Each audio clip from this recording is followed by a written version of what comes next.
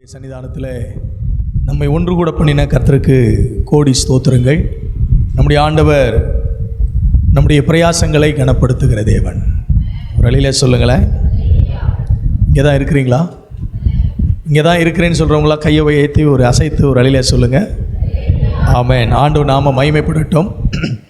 தொடர்ந்து இந்த 3வது நாள் மாலை வேளையிலும் நாம் ஆண்டுடைய வசனத்தை தியானிக்கும்படி கர்த்தர் நமக்கு கிருபை செய்வாராக. Praise the Lord. ரொம்ப ஒரு மாதிரி எக்கோவாக இருக்குது, அது என்னென்னு பார்த்துருங்க. ரொம்ப பேஸ் ரொம்ப ஜாஸ்தியாக இருக்குது. ஆண்டவர் நல்லவர். தொடர்ந்து நாம் இந்த மாலை வேளையிலே ஒரு குறிப்பிட்ட வசனத்தை நாம் தியானிக்கும்படிக்கு பரிசுத்த ஆவியானவர் என்னுடைய உள்ளத்தை பாரப்படுத்தினார். லூக்கா சுவிசேஷம் 22ஆம் அதிகாரத்துக்கு நேராக நம்முடைய வேதத்தை திருப்பிக் கொள்ளலாம். லூக்கா சுவிசேஷம் 22ஆம் அதிகாரத்தினுடைய சில வசனங்களை நாம் வாசிக்க போகிறோம். 1ஆம் வசனத்திலிருந்து 8வது வசனம் வரை நாம் வாசிப்போம். பிற்பாடாக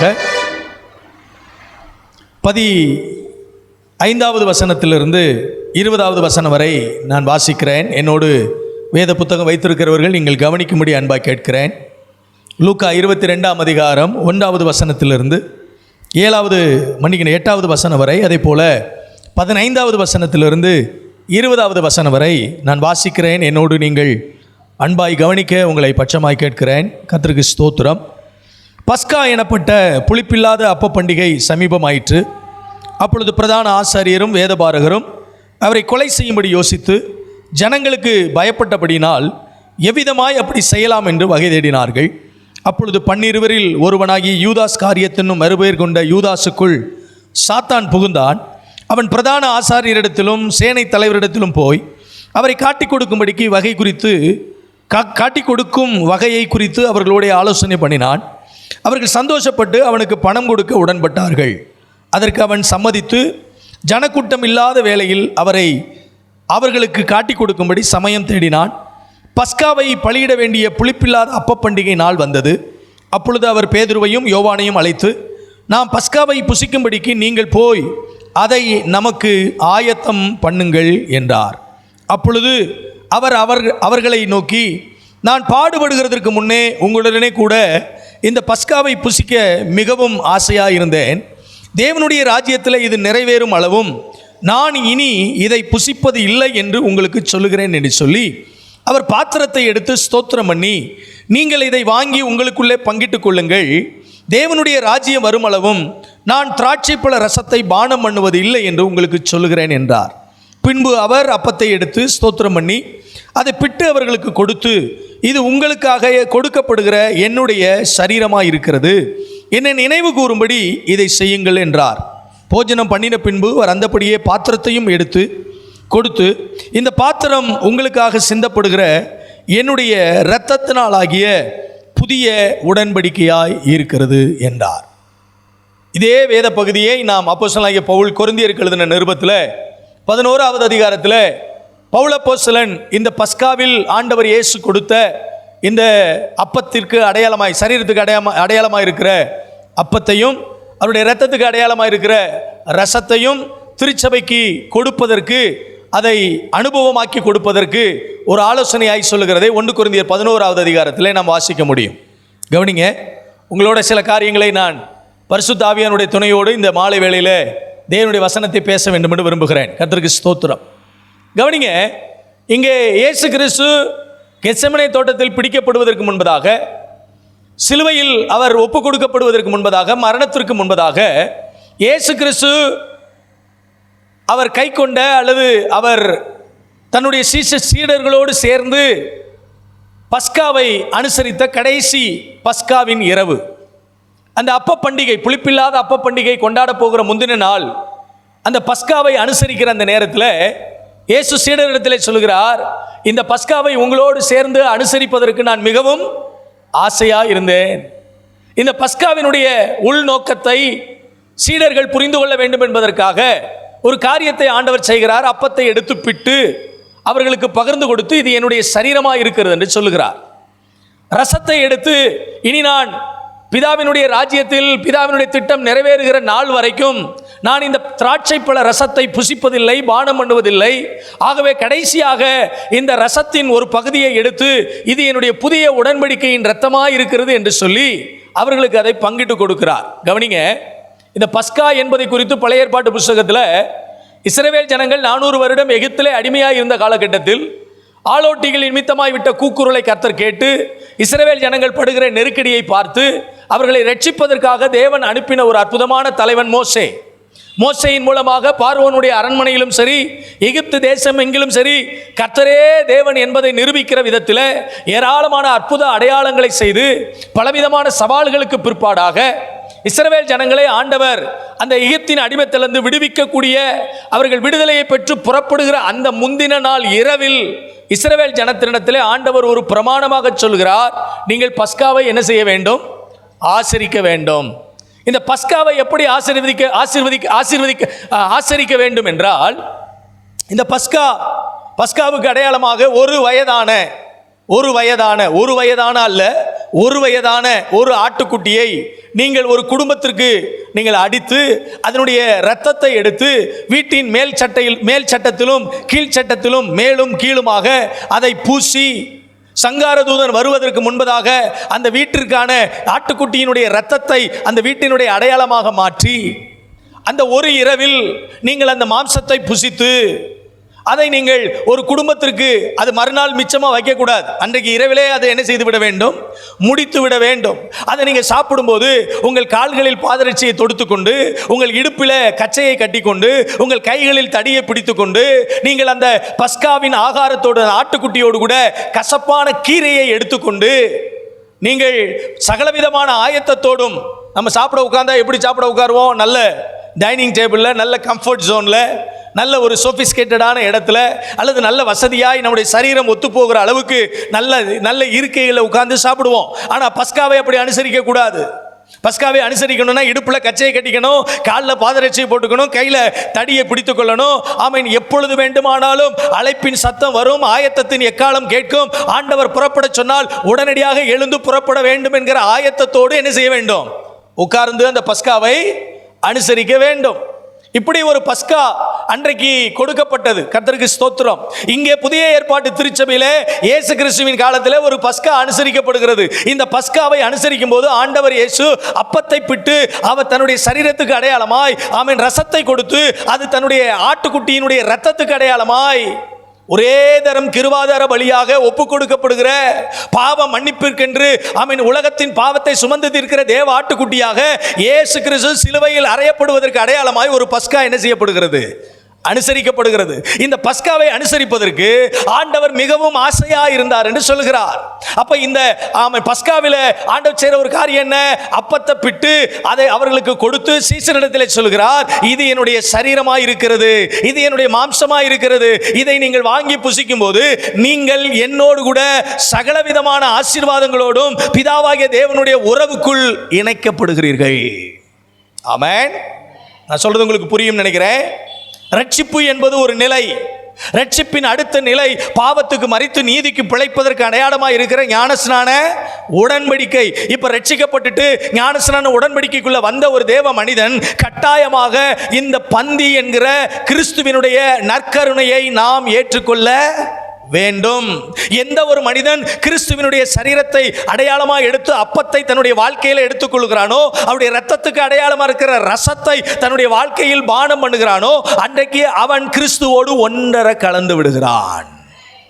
தேவ பிரசன்னத்தோடு ஒன்றரை கலந்து விடுகிறான். தேவ ராஜ்யத்திற்கு ஒன்றரை கலந்து விடுகிறான். தேவ வசனத்தோடு ஒன்றரை கலந்து விடுகிறான். கிறிஸ்துவினுடைய மிக பிரதானமான நோக்கமே என்னன்னா, ஆமென், கிறிஸ்து இந்த உலகத்திலே மனிதனாக பிறந்து அவதரித்து பாடுபட்டு ரத்தம் சிந்தி மரித்து 3ஆம் நாள் உயிரோடு எழுந்து பிதாவினுடைய வலது பார்சத்தில் இன்றைக்கும் உங்களுக்காக எனக்காக பரிந்து பேசிக் கொண்டிருக்கிறார் என்றால், அவருடைய மரணத்திற்கும் அவருடைய பாடுகளுக்கும் அவருடைய உயிர்த்தெழுதலுக்கும் ஒரே காரணம், இந்த உலகத்தோடு கூட வாழ்ந்து கொண்டிருந்த உங்களை என்னையும் பாவத்திலிருந்து மீட்டெடுத்து பரிசுத்த நிலைக்கு நம்மளை கொண்டு வந்து அதோட பாதியில விடுறதல்ல, பிதாவாகிய தேவனோடு கூட ஒன்றரை கலந்து விட வைப்பது. பிதாவாகிய தேவனோடு கூட ஒன்றரை கலந்துறது. நான் சொல்லுவேன், ரட்சிக்கப்பட்ட எந்த ஒரு தேவ மனிதனும் இந்த உலகத்திற்குரியவன் அல்ல, அவன் தேவனுடைய ராஜ்யத்திற்குரியவன்.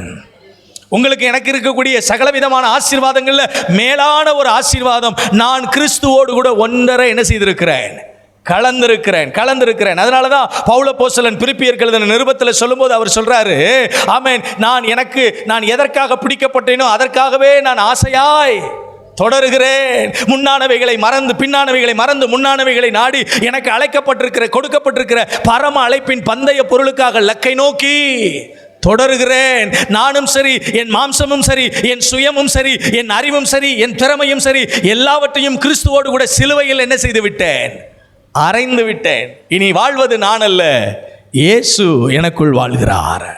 எத்தனை பேர் அதை நம்புறீங்க? இனி வாழ்வது நீங்கள் அல்ல, உங்களுக்குள் யார் வாழ்கிறார்? இயேசு வாழ்கிறார். இயேசுவினுடைய குணாதிசயங்கள், இயேசுவினுடைய ஆசீர்வாதங்கள், இயேசு கிறிஸ்துவினுடைய சகலவிதமான சம்பூரணத்தின் நன்மைகள் நமக்குள் ஒன்றரை கலந்துவிட வேண்டும் என்பதற்காகத்தான் ஆண்டவர் இந்த உலகத்தின் பாவத்தை சுமந்திருக்கிற பஸ்கா ஆட்டுக்குட்டியாக பலிபீடத்தில் என்ன செய்யப்பட்டார், தகனிக்கப்பட்டார், பலிபீடத்தில் வைக்கப்பட்டார், அவர் பலியாய் செலுத்தப்பட்டார். இப்ப இந்த பலியினால் எனக்கு உண்டான ஒரு பெரிய பரிசுத்த நிலை என்ன அப்படின்னா, நான் இந்த உலகத்திற்குரியவனாய் இல்லாதபடி கிறிஸ்துவோடு கூட, கிறிஸ்துவினுடைய சகலவிதமான சம்பூர்ண ஆசீர்வாதங்களோடு கூட ஒன்றரை கலந்து விட்டேன். ஒரு ஆமென் சொல்லுங்களேன். அல்லேலூயா. என் சிந்தை, என் உடல், என் ஆவி, என் ஆத்துமா, என்னுடைய நினைவுகள், என் பேச்சு, என்னுடைய சுபாவம், என்னுடைய நடக்கை, என்னுடைய எல்லா விதமான அனுபவங்களும் கிறிஸ்துவோடு கூட என்ன செய்யப்பட்டிருக்கிறது, ஒன்றரை கலந்திருக்கிறது.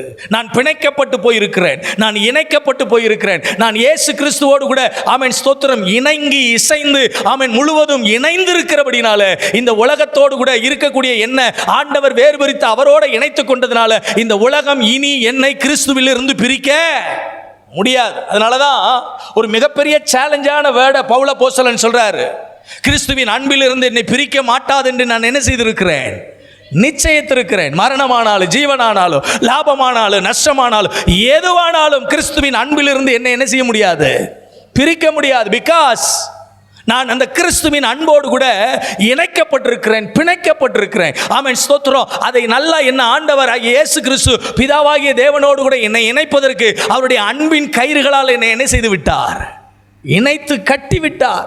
அவருடைய அன்பின் கயிறுகள் என்னை இணைத்து விட்டது. ஆமென், ஸ்தோத்திரம். நீங்க பாருங்க, இந்த ஒட்டு மரங்களை குறித்து நீங்க கேள்விப்பட்டிருக்கீங்களான்னு எனக்கு தெரியல. ஒட்டு மரங்களை பத்தி கேள்விப்பட்டிருக்கிறீங்களா? ஸ்தோத்திரம். ஒரு நல்ல வளர்ந்த ஒரு மரத்தோட ஒரு சின்ன குச்சியை எடுத்து அந்த மரத்தில் ஒரு சின்ன கீரலை போட்டு சின்னதாக ஒரு இடத்துல வெட்டி இந்த ஒட்ட வேண்டிய அந்த குச்சியை தூக்கி அதோட கூட இணைச்சு நல்ல பிளாஸ்டிக் டேப் போட்டு நல்லா பைண்ட் பண்ணிடுவாங்க. நல்லா என்ன செஞ்சிருவாங்க, பைண்ட் பண்ணிடுவாங்க. அப்படி பைண்ட் பண்ணிட்டு கொஞ்ச காலம் கழிச்சு பார்த்தீங்க அப்படின்னா, கொஞ்ச நாட்கள் கழிச்சு பார்த்தீங்கன்னா, இந்த நல்ல வளர்ந்திருக்கிற மரத்தினுடைய ஜீவன் ஒட்ட வைத்திருக்கிற அந்த குச்சிக்குள்ள போய் அந்த ஒட்ட வச்சிருக்கிற குச்சியும் ஜீவன் பெற்று முளைக்க ஆரம்பிச்சிடும். ஒட்ட வச்சிருக்கிற குச்சியும் முளைச்சு ஜீவன் கொடுத்து பலன் கொடுக்க ஆரம்பிச்சிடும். என்ன கவனிங்க, கிறிஸ்துவோடு கூட வாழ்ந்து கொண்டிருக்கிற நமக்குள்ள இருக்கிற ஒரு பெரிய ஆசீர்வாதம் என்ன தெரியுமா? நாம் கிறிஸ்து என்கிற மிகப்பெரிய அற்புதமான செடியோடு கொடியாக நாம் என்ன செய்யப்பட்டிருக்கிறோம், இணைக்கப்பட்டிருக்கிறோம். ஜீவனற்று இருக்கிற பலனற்று இருக்கிற எல்லா விதமான ஐஸ்வர்யங்களையும் இழந்து போய் இருக்கிற உங்களை என்னையும் எந்த ஒரு ஸ்தோத்திரம் விளைவும் இல்லாமல், எந்த விதமான தியாகமும் நீங்களும் நானும் பண்ணாம இயேசு கிறிஸ்து தன்னுடைய விலையேற பெற்ற ரத்தத்தை கொடுத்து உங்களை என்னையும் பிதாவாகிய தேவனோடு கூட என்ன செய்து வைத்திருக்கிறார், இணைச்சு வச்சிருக்கிறார். இணைக்கப்பட்ட எந்த செடியும், இணைக்கப்பட்ட எந்த கொடியும் 100 மடங்கு பலன் கொடுத்தே தீரும். உங்கள் ஆண்டவர் பலன் கொடுக்கிற பாத்திரங்களா வைத்திருக்கிறார். சகோதரா சகோதரி, நீங்க ஆண்டவருக்கு என்ன கொடுக்கணும்? ஹலோ, ஆண்டவருக்கு என்ன கொடுக்கணும்? பலன் கொடுக்கணும். ஆண்டவருக்கு பலன் கொடுக்கிற பாத்திரங்கள் நீங்கள், ஆண்டவருக்கு பிரயோஜனமான பாத்திரங்கள் நீங்கள். அருந்த கொடியை போல இருந்தோம், ஆனால் கிறிஸ்து இயேசுவின் மூலமாக நாம் பிதாவாகிய தேவனோடு இணைக்கப்பட்டிருக்கிறதுனால, பிணைக்கப்பட்டிருக்கிறதுனால கட்டாயம் இயேசு பலன் கொடுத்தது போல நீங்களும் நானும் அவருக்கு என்ன கொடுப்போம்? பலன் கொடுப்போம். கவனிங்க, இப்ப இந்த இடத்துல இயேசு சொல்றாரு, இந்த அப்பத்தை பிட்டு இது என்னுடைய சரீரமாய் இருக்கிறது, இந்த ரசத்தை பானம் பண்ணும்போது இது என்னுடைய புதிய உடன்படிக்கையின் இரத்தமாய் இருக்கிறது. இதை நான் பானம் பண்ணி அவரோடு பிணைக்கப்படுகிற அனுபவத்துக்குள்ள வரும்போது எனக்குள் நினைவு கூற வேண்டிய ஒரு அனுபவம் என்னன்னா, பவுல் அப்போஸ்தலன் இன்னும் ஆழமாய் இந்த வசனங்களை தெளிவாக வெளிப்படுத்தி சொல்றாரு. 1 கொரிந்தியரின் புத்தகம் 11வது அதிகாரத்துக்கு நேரா நம்முடைய வேதத்தை திருப்பிக் கொள்ளலாம். சில வசனங்களை நம்ம வாசிக்க போகிறோம். கர்த்தருடைய நாமத்துக்கு மகிமை உண்டாகட்டும். 11வது அதிகாரம் 23வது வசனத்திலிருந்து எனக்காக ஒரு வாசிக்கும்படி அன்பாய் கேட்கிறேன். கர்த்தரிடத்தில் பெற்றுக்கொண்டேன் என்னவெனில், கர்த்தராகிய இயேசு தாம் காட்டி கொடுக்கப்பட்ட அன்று ராத்திரியிலே அப்பத்தை எடுத்து ஸ்தோத்திரம் பண்ணி அதை பிட்டு, நீங்கள் வாங்கி புசியுங்கள், இது உங்களுக்காக பிற்கப்படுகிற என்னுடைய சரீரமாயிருக்கிறது, என்னை நினைவு கூறும்படி இதை செய்யுங்கள் என்றார். போஜனம் பண்ணின பின்பு அவர் அந்தப்படியே பாத்திரத்தையும் எடுத்து, இந்த பாத்திரம் என் இரத்தத்தினால் ஆகிய புதிய உடன்படிக்கையாயிருக்கிறது, நீங்கள் இதை பானம் பண்ணும் போதெல்லாம் என்னை நினைவு கூறும்படி இதை செய்யுங்கள் என்றார். ஆகையால் நீங்கள் இந்த அப்பத்தை புசித்து இந்த பாத்திரத்தில் பானம் பண்ணும் போதெல்லாம் கர்த்தர் வரும் அளவும் அவருடைய மரணத்தை, ஒரு தேவனுடைய பிள்ளை இந்த அற்புதமான அனுபவத்தின் மூலமாக இந்த உலகத்திற்கு, இந்த சமுதாயத்திற்கு, இந்த ஜனத்திற்கு சொல்ல வேண்டிய ஒரு செய்தி என்ன என்றால், நான் என்றைக்கு இயேசுவோடு பிணைக்கப்பட்டு இந்த அற்புத அனுபவத்துக்குள் வந்தேனோ அந்த அற்புத அனுபவத்தின் மூலம் இந்த சமுதாயத்துக்கு சொல்லுகிற ஒரு செய்தி, இயேசு எனக்காக மரித்திருக்கிறார். இயேசு எனக்காக மரித்திருக்கிறார். அவர் மரித்திருக்கிறார் என்பது செய்தி மட்டுமல்ல, மரித்த இயேசு உயிர்த்திருக்கிறார். எந்த இடத்தில் உயிர்த்திருக்கிறார்? யாருக்கு நடுவில் உயிர்த்திருக்கிறார்? எனக்குள் உயிர்த்திருக்கிறார். என் வாழ்விற்குள் அவர் என்ன செய்திருக்கிறார்? உயிர்த்திருக்கிறார். அவருடைய மரணம் என்னை உயிர்ப்பிக்க வைத்திருக்கிறது.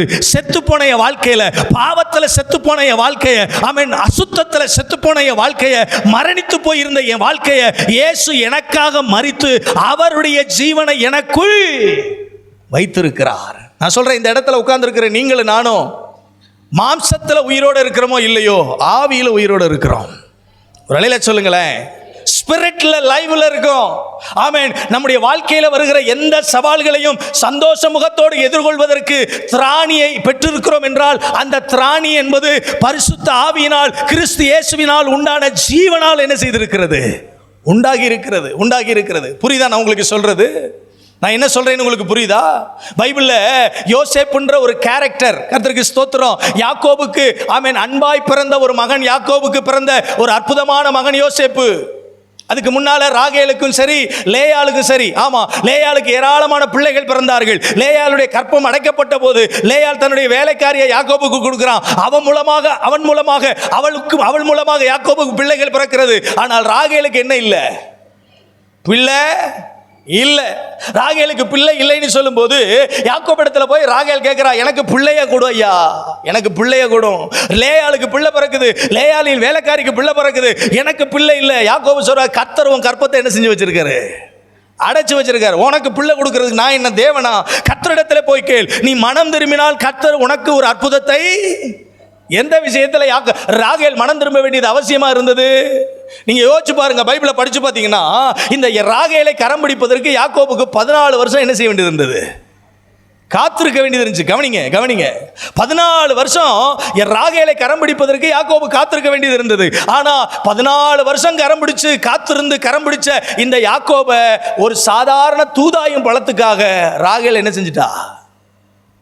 ஹலோ, ஒரு சாதாரண தூதாயும் பழம், தோத்துறோம், வனாந்தரத்தில் ஆடு மேய்ச்சிக்கிட்டு இருக்கும்போது ரூபன் நல்ல தூதாயும் பழத்தை பறிச்சு அதை பார்த்த உடனே எடுத்துட்டு தானும் சாப்பிட்டு தன்னுடைய தாயார் லேயாளுக்கு கொண்டு வர்றா.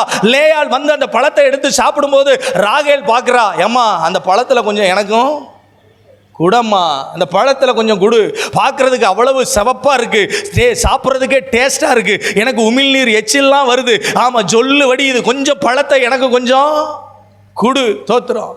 ஆமா, லேயாள் சொல்றா, புருஷனை எடுத்ததும் இல்லாம இப்ப பழத்தையும் கேட்கிறியா? அவ சொல்றா, ராகேல் எனக்கு புருஷனை விட இப்ப பழம்தான்.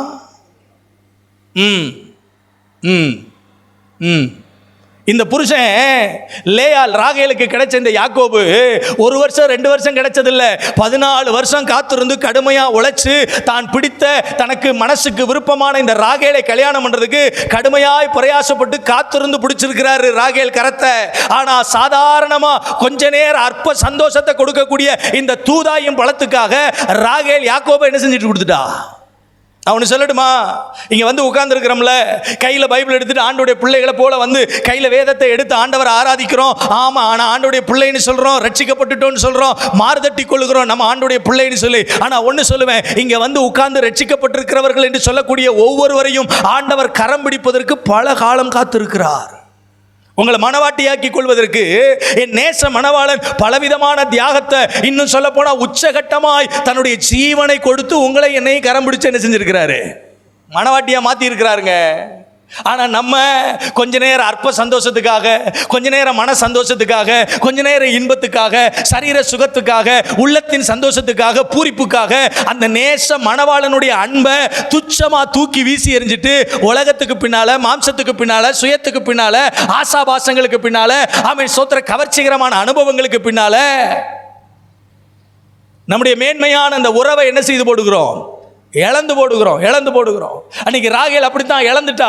அந்த நேசனுடைய, அந்த நேசத்துக்குரிய மணவாளனுடைய அன்பை அவள் சாதாரண பழத்துக்கு விட்டு கொடுத்துட்டா. கர்த்தருடைய சமூகத்தில் என்னைக்கு மனம் திரும்பினாலோ கர்த்தர் அவளை நினைத்தருளினார். நினைத்தருளின பிற்பாடு ஆண்டவர் அவள் கற்பத்தை ஆசீர்வதித்தால். அந்த கற்பத்தின் பிறப்புக்கு பெயர் தான் யோசேப்பு. வெளியில சொல்லுங்களேன். இந்த யோசேப்பு யாக்கோபினுடைய வீட்டில் பிறந்த உடனேயும் யாக்கோபினுடைய வாழ்வில் இருந்த 20 வருட சிறை இருப்பு மாறிடுச்சு. நான் சொல்றது உங்களுக்கு புரியுதா? யோசேப்பு என்னைக்கு யாக்கோபினுடைய வீட்டில், ராகேலின் வீட்டில் பிறந்தானோ அதுக்கப்புறம் யாக்கோபு சொல்ற வார்த்தை என்ன தெரியுமா? இதுக்கப்புறம் நான் லாபான் வீட்டில் ஆரானின் இடத்துல இருக்க வேண்டிய அவசியம் இல்லை. எனக்கு வாக்குத்தத்தம் பண்ணின தேசத்திற்கு கர்த்தர் என்னை திருப்பி கொண்டு போகிறார். எனக்கு ஒரு பெத்தேல் காத்து கொண்டிருக்கிறது, எனக்கு ஒரு ஏல் பெத்தேல் காத்து கொண்டிருக்கிறது, எனக்கான வாக்குத்தத்தம் காத்து கொண்டிருக்கிறது. இனிமேல் நான் சிறுமைப்படுத்தப்பட்டவன் அல்ல, இனி நான் சிறைப்படுத்தப்பட்டவன். என் அன்பு சகோதரா சகோதரி, எந்த ஒரு மனிதனுடைய வாழ்வில் இயேசு என்கிற இரட்சகர் பிறக்கிறாரோ அதற்கப்புறம் அவன் வாழ்வில் இருக்கிற தலைமுறை சாபத்தை கர்த்தர் மாற்றுகிறார். நல்ல ஒரு ஆமென் சொல்லக்கூடாதா? நான் சொல்கிற பிரசங்கம் புரியுதா உங்களுக்கு? நான் சொல்கிற வார்த்தைகள் புரியுதா? தெளிவாக கேட்குதா? கேட்குதுன்னு சொல்கிறவங்க ஒரு அலையில சொல்லுங்க பார்ப்போம். அல்லேலூயா. என்னைக்கு யோசேப்பு ஒரு வீட்டில் பிறந்தானோ, என்னைக்கு யோசேப்பு என்பதற்கான பழைய ஏற்பாட்டு யோசேப்பு, புதிய ஏற்பாட்டுக்கான இயேசுவுக்கான அடையாளம், இயேசு ஒரு வீட்டில் பிறந்தார்னா அதுக்கப்புறம் அடிமைத்தனம் இல்லை. இயேசு ஒரு வீட்டில் பிறந்ததுக்கு அப்புறம் இனி சிறையிருப்பு இல்லை. இயேசு ஒரு வீட்டில் பிறந்ததுக்கு அப்புறம் இனி வேதனைக்கு, பாடுகளுக்கு, துக்கத்துக்கு, கண்ணீருக்கு, கவலைக்கு இடம். ஆண்டவர் அதிலிருந்து மீட்டெடுக்கிறார். யாக்கோபினுடைய வாழ்க்கையில் அதிலிருந்து ஒரு பெரிய ரட்சிப்பை, அதிலிருந்து ஒரு பெரிய மீட்பை என்ன செய்றாரு? கொண்டு வராரு. இந்த யாக்கோபு அவன் யோசேப்பை பெற்றவுடன் விடுதலை பெற்றான். ஆனால் என்னைக்கு யோசேப்பை தொலைச்சானோ, என்னைக்கு இந்த யோசேப்பு யாக்கோபை விட்டு பிரிஞ்சானோ, என்னைக்கு இந்த யோசேப்பு யாக்கோபுக்கு இல்லைன்ற நிலைமை வந்துச்சோ அப்பமே யாக்கோபு நடைபணமா என்ன செஞ்சிட்டான்? மாறிட்டாரு. யோசேப்பு இல்லைன்ற செய்தி அவன் தகப்பன் சகோதரன்மார்கள் யோசேப்பை குழியில போட்டு பிற்பாடு வஸ்திரங்களை உறிஞ்சு இஸ்மவேலை கையில வித்துட்டு அந்த ஆட்டுக்குட்டியினுடைய ரத்தத்தை எடுத்து அவன் சோத்திர யோசேப்பினுடைய வஸ்திரத்தில் தேய்ச்சு தகப்பனிடத்தில் கொண்டு வந்து சொல்றாங்க, எங்கள் சகோதரனை சிங்கம் பீறி போட்டது, ஓனாய் பீறி போட்டது, வனாந்தரத்தில் எங்கள் சகோதரன் மரித்து போனான், அவனுடைய வஸ்திரம் மட்டும்தான் மிஞ்சிச்சு. எப்ப யோசேப்பு இல்லைன்னு யாக்கோபுக்கு தெரிஞ்சிச்சோ அதோடு அவனுடைய ஆவி என்ன செய்தது? செத்து போச்சு. ஆவி செத்து போச்சு. யாதியாகம புத்தகம் 44வது அதிகாரத்தில் நீங்க வீட்டில் போய் பொறுமையா படிச்சு பாருங்க. கர்த்தருடைய நாமம் மகிமைப்படட்டும். யோசேப்பிடத்திலிருந்து ஒரு செய்தி வருது. அதே சகோதரர்கள், எந்த யோசேப்பு செத்து போனான்னு எந்த சகோதரர்கள் சொன்னாங்களோ அதே சகோதரர்கள் யாக்கோபிடத்தில் வந்து சொல்றாங்க, யோசேப்பு இன்னும் சாகல, யோசேப்பு இன்னும் உயிரோடு தான் இருக்கிறான். அவன் உங்களை அழைத்து கொண்டு போவதற்கு, யாக்கோபு ஆகிய உங்களை கூட்டிக் கொண்டு போவதற்கு எகிப்திலிருந்து, பார்வோனின் அரண்மனையிலிருந்து வண்டிகளை அனுப்பி இருக்கிறான் பாருங்கள் என்று யாக்கோபுக்கு யோசேப்பு உயிரோடு இருக்கிறான்ங்கிற செய்தியை அறிவித்த போது பைபிள் சொல்லுது, யாக்கோபின் ஆவி, எல்லாரும் சொல்லுங்க, யாக்கோபின் ஆவி. ஐயா, நான் ஒன்று சொல்லுவேன், யோசேப்பு ஒரு மனிதனுடைய வாழ்வில் பிறந்தபோது, ஒரு குடும்பத்தில் பிறந்தபோது, இயேசு ஒரு மனிதனுடைய வாழ்வில் பிறந்தபோது அவன் வாழ்வில் இருக்கிற சிறையிருப்பு மாறுகிறது. இரண்டாவது, இயேசு உயிரோடு இருக்கிறார் என்கிற செய்தியை ஒரு மனிதன் கேட்கும் போது அவன் ஆவிக்குரிய வாழ்வு உயிரடைகிறது. நல்ல சத்தமா சொல்லுங்க. இன்னைக்கு நீங்களும் நானும் உயிரோடு இருக்கிறோம். ஆமாவா? நீங்களும் நானும் ஆசீர்வாதங்களை ஆமென் உயிரோடு பெற்றுக் கொண்டிருக்கிறோம். ஆமென். யாராவது கேட்டாங்கன்னா இயேசு உயிரோடு இருக்கிறாருன்னு சொல்றீங்களே, என்ன சாட்சி? தோத்துறோம். ஒண்ணே தான் சாட்சி, நான் உயிரோடு இருக்கிறேன். அதனால என் நேச மணவாளன் இயேசு உயிரோடு இருக்கிறார். நான் உயிரோடு இருப்பதே இயேசு உயிரோடு இருப்பதற்கான அடையாளம். இயேசு உயிரோடு இருக்கிறதுனால தான் நானும் என்னவா இருக்கிறேன்? உயிரோடு இருக்கிறேன். கையை உயர்த்தி ஒரு ஆமென் சொல்லுங்க. அல்லேலூயா, அல்லேலூயா. பவுல் அப்போஸ்தலன் மிக அழகா சொல்றாரு. ஆமென். எப்பொழுதெல்லாம் ஒரு தேவ மனிதன் அப்பத்தை எடுத்து, இயேசுவின் சரீரத்துக்கு அடையாளமா இருக்கிற அப்பத்தை எடுத்து, அவருடைய இரத்தத்துக்கு அடையாளமா இருக்கிற அந்த ரசத்தை எடுத்து அதை பானம் பண்ணி கிறிஸ்துவோடு கூட இருக்கிற ஐக்கியத்தை, கிறிஸ்துவோடு இருக்கக்கூடிய பிணைப்பை உறுதிப்படுத்துகிறானோ, அதன் மூலமாக இயேசுவின் மரணத்தை உலகத்துக்கு அறிவிக்கிறான். இயேசுவின் மரணம் என் வாழ்வில் இருக்கிற மரணத்தை மாற்றி இருக்கிறது என்பதற்கான அடையாளமா இருக்கிறது. அல்லேலூயா, அல்லேலூயா. இப்ப நல்லா கவனிங்க. இணைக்கப்பட்டு போயிருக்கிற, பிணைக்கப்பட்டு போயிருக்கிற, உயிரற்று கிடந்த எங்களையும் என்னையும் உங்களையும் உயிருள்ளவர்களாக மாற்றி இருக்கிற இந்த இயேசுவின் ஐக்கியத்துக்குள் ஒரு தேவ மனிதன் வர வேண்டுமானால், அந்த ஐக்கியத்துக்குள் இருக்கிற ஒரு தேவ மனிதன் முதலாவது செய்ய வேண்டியது தற்பரிசோதனை. என்னுடைய ஐக்கியம் கிறிஸ்துவோடு எப்படி இருக்கிறது?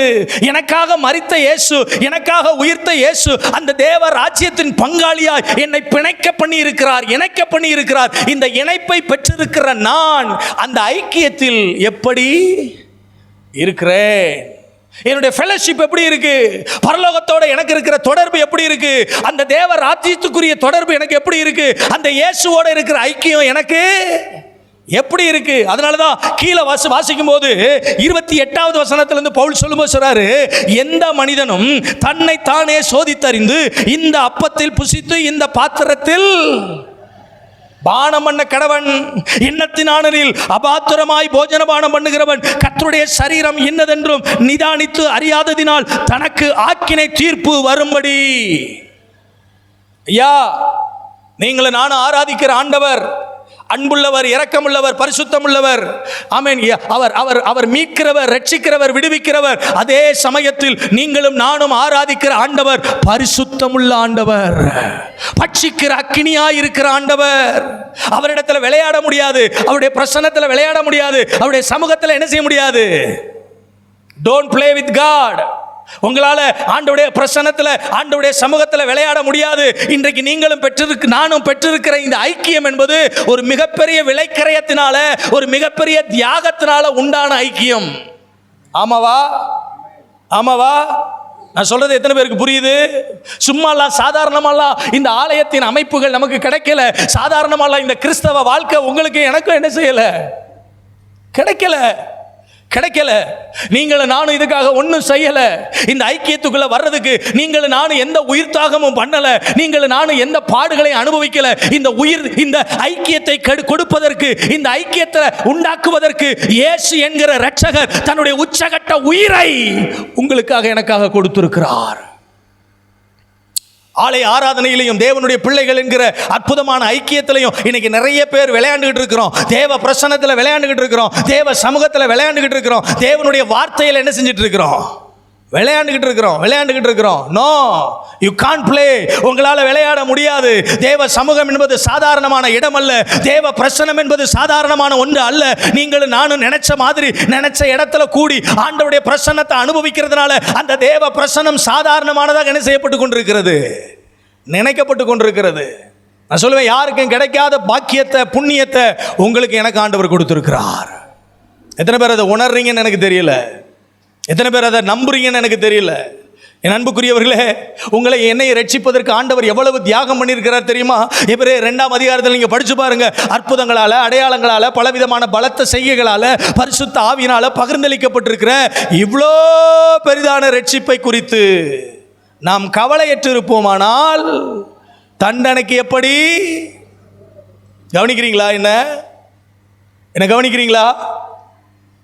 ஐயா, இந்த ஐக்கியம் கிறிஸ்துவோடு இணைவதற்கு கிடைச்ச இந்த ஐக்கியம், கிறிஸ்துவோடு கூட ஆமென் பிதாவினுடைய பிரசன்னத்தோடு கூட இணைவதற்கு கிடைச்ச இந்த ஐக்கியம், இந்த பிணைப்பு, இந்த இந்த இந்த இந்த உறவு சாதாரணமாய் உங்களுக்கு எனக்கு என்ன செய்யப்படல, கிடைக்கல.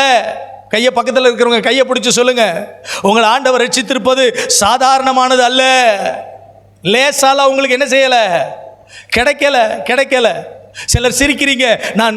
நான் என்னுடைய ஆவியில ஒரு மிகப்பெரிய பாரத்தோடு உங்களோட நான் என்ன செஞ்சிட்டு இருக்கிறேன், பேசி கொண்டிருக்கிறேன். பரிசுத்த ஆவியானவர் என்னை அந்த அளவுக்கு பாரப்படுத்துகிறார். இங்க உட்கார்ந்து இருக்கிற சிலர் உங்கள் ரட்சிப்பை விளையாட்டாய் எண்ணிக்கொண்டிருக்கிறீர்கள். உங்களுக்கு கிடைச்சதான இந்த சத்திய வாழ்க்கையை, இந்த பரிசுத்த வாழ்க்கையை, இந்த கிறிஸ்தவ வாழ்க்கையை, இந்த பிதாவாகிய தேவனோடு கூட இணைகிற இந்த இணைப்பின் வாழ்க்கையை சாதாரணமாய் அற்பமாய் எண்ணிக்கொண்டிருக்கிறீர்கள். என் அன்புக்குரியவர்களே, இது அற்பமானது அல்ல. இந்த உலகத்தில் எந்த ஒன்றினாலும் ஈடு செய்ய முடியாத விலையேற பெற்ற ரட்சிப்பு.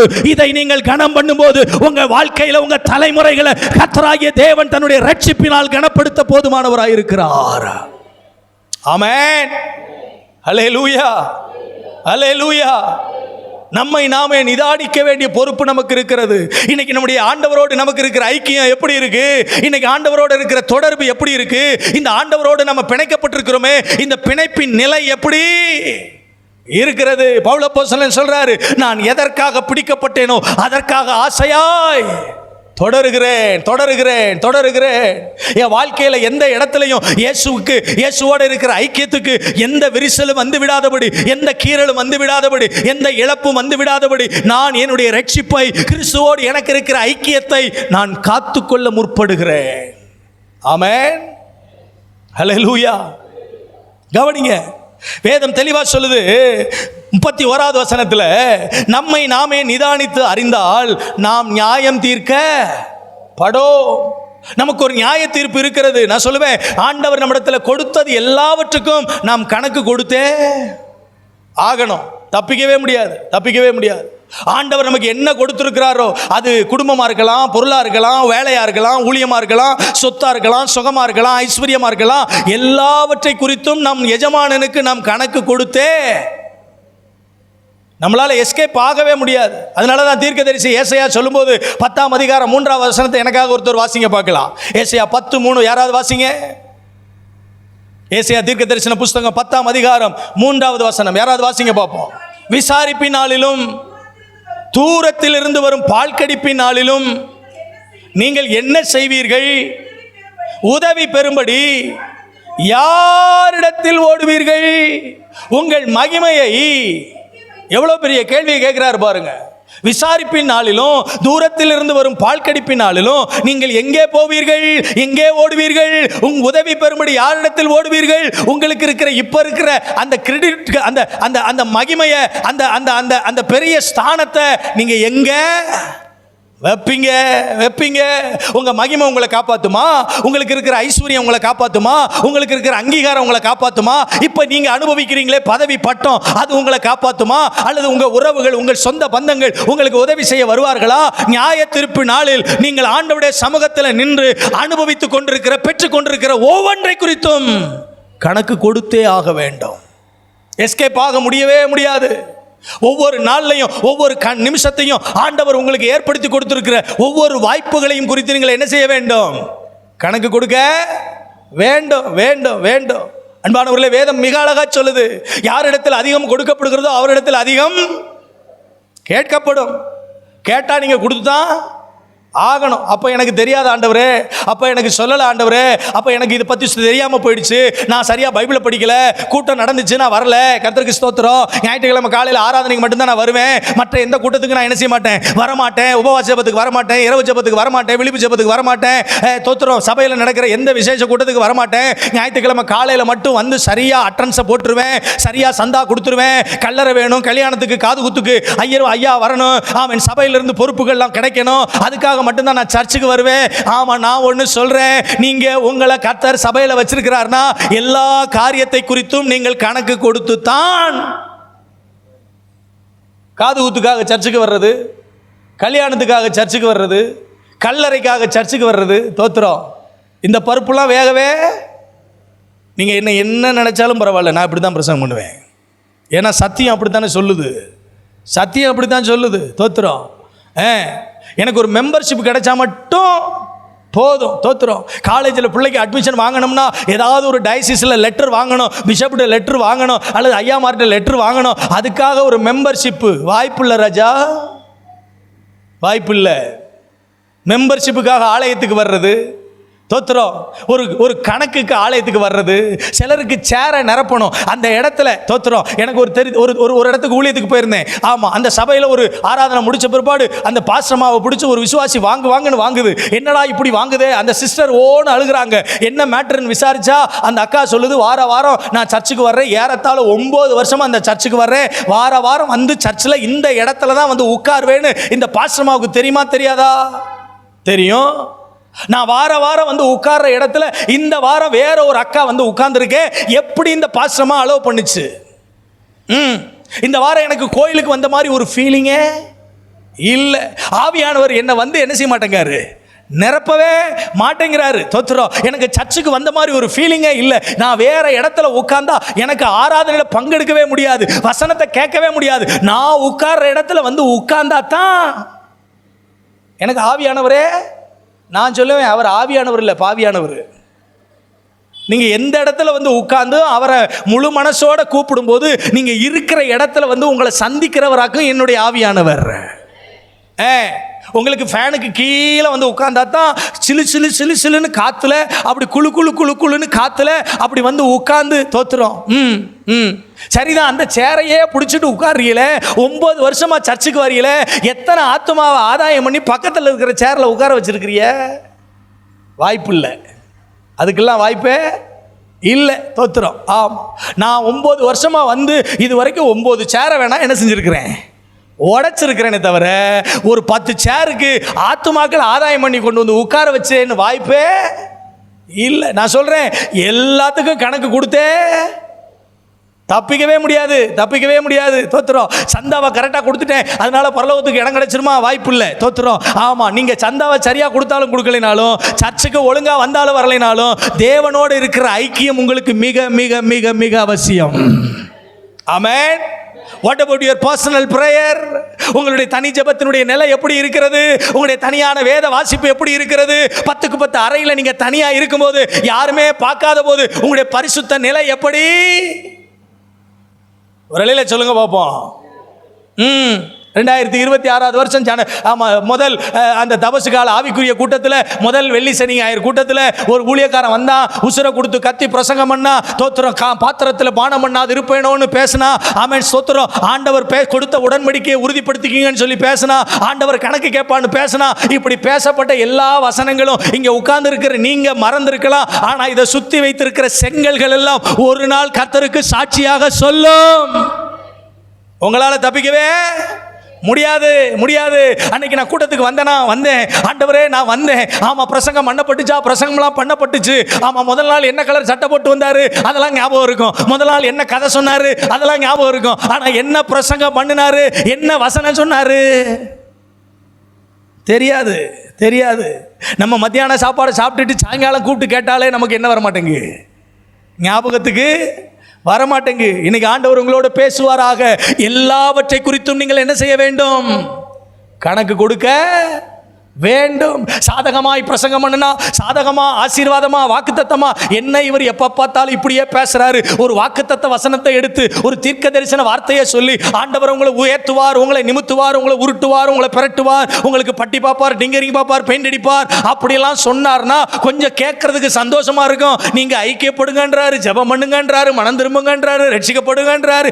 இதையே எத்தனை வருஷமா கேட்கறது? நான் சொல்றேன், நீங்க ரட்சிக்கப்படுகிற வரைக்கும் இதை மட்டும்தான் பேசுவோம். கணம் கோற்றார் அவர்களே, இதை தவிர வேற ஒன்னையும் பேசுறதுக்கு வாய்ப்பு இல்லை.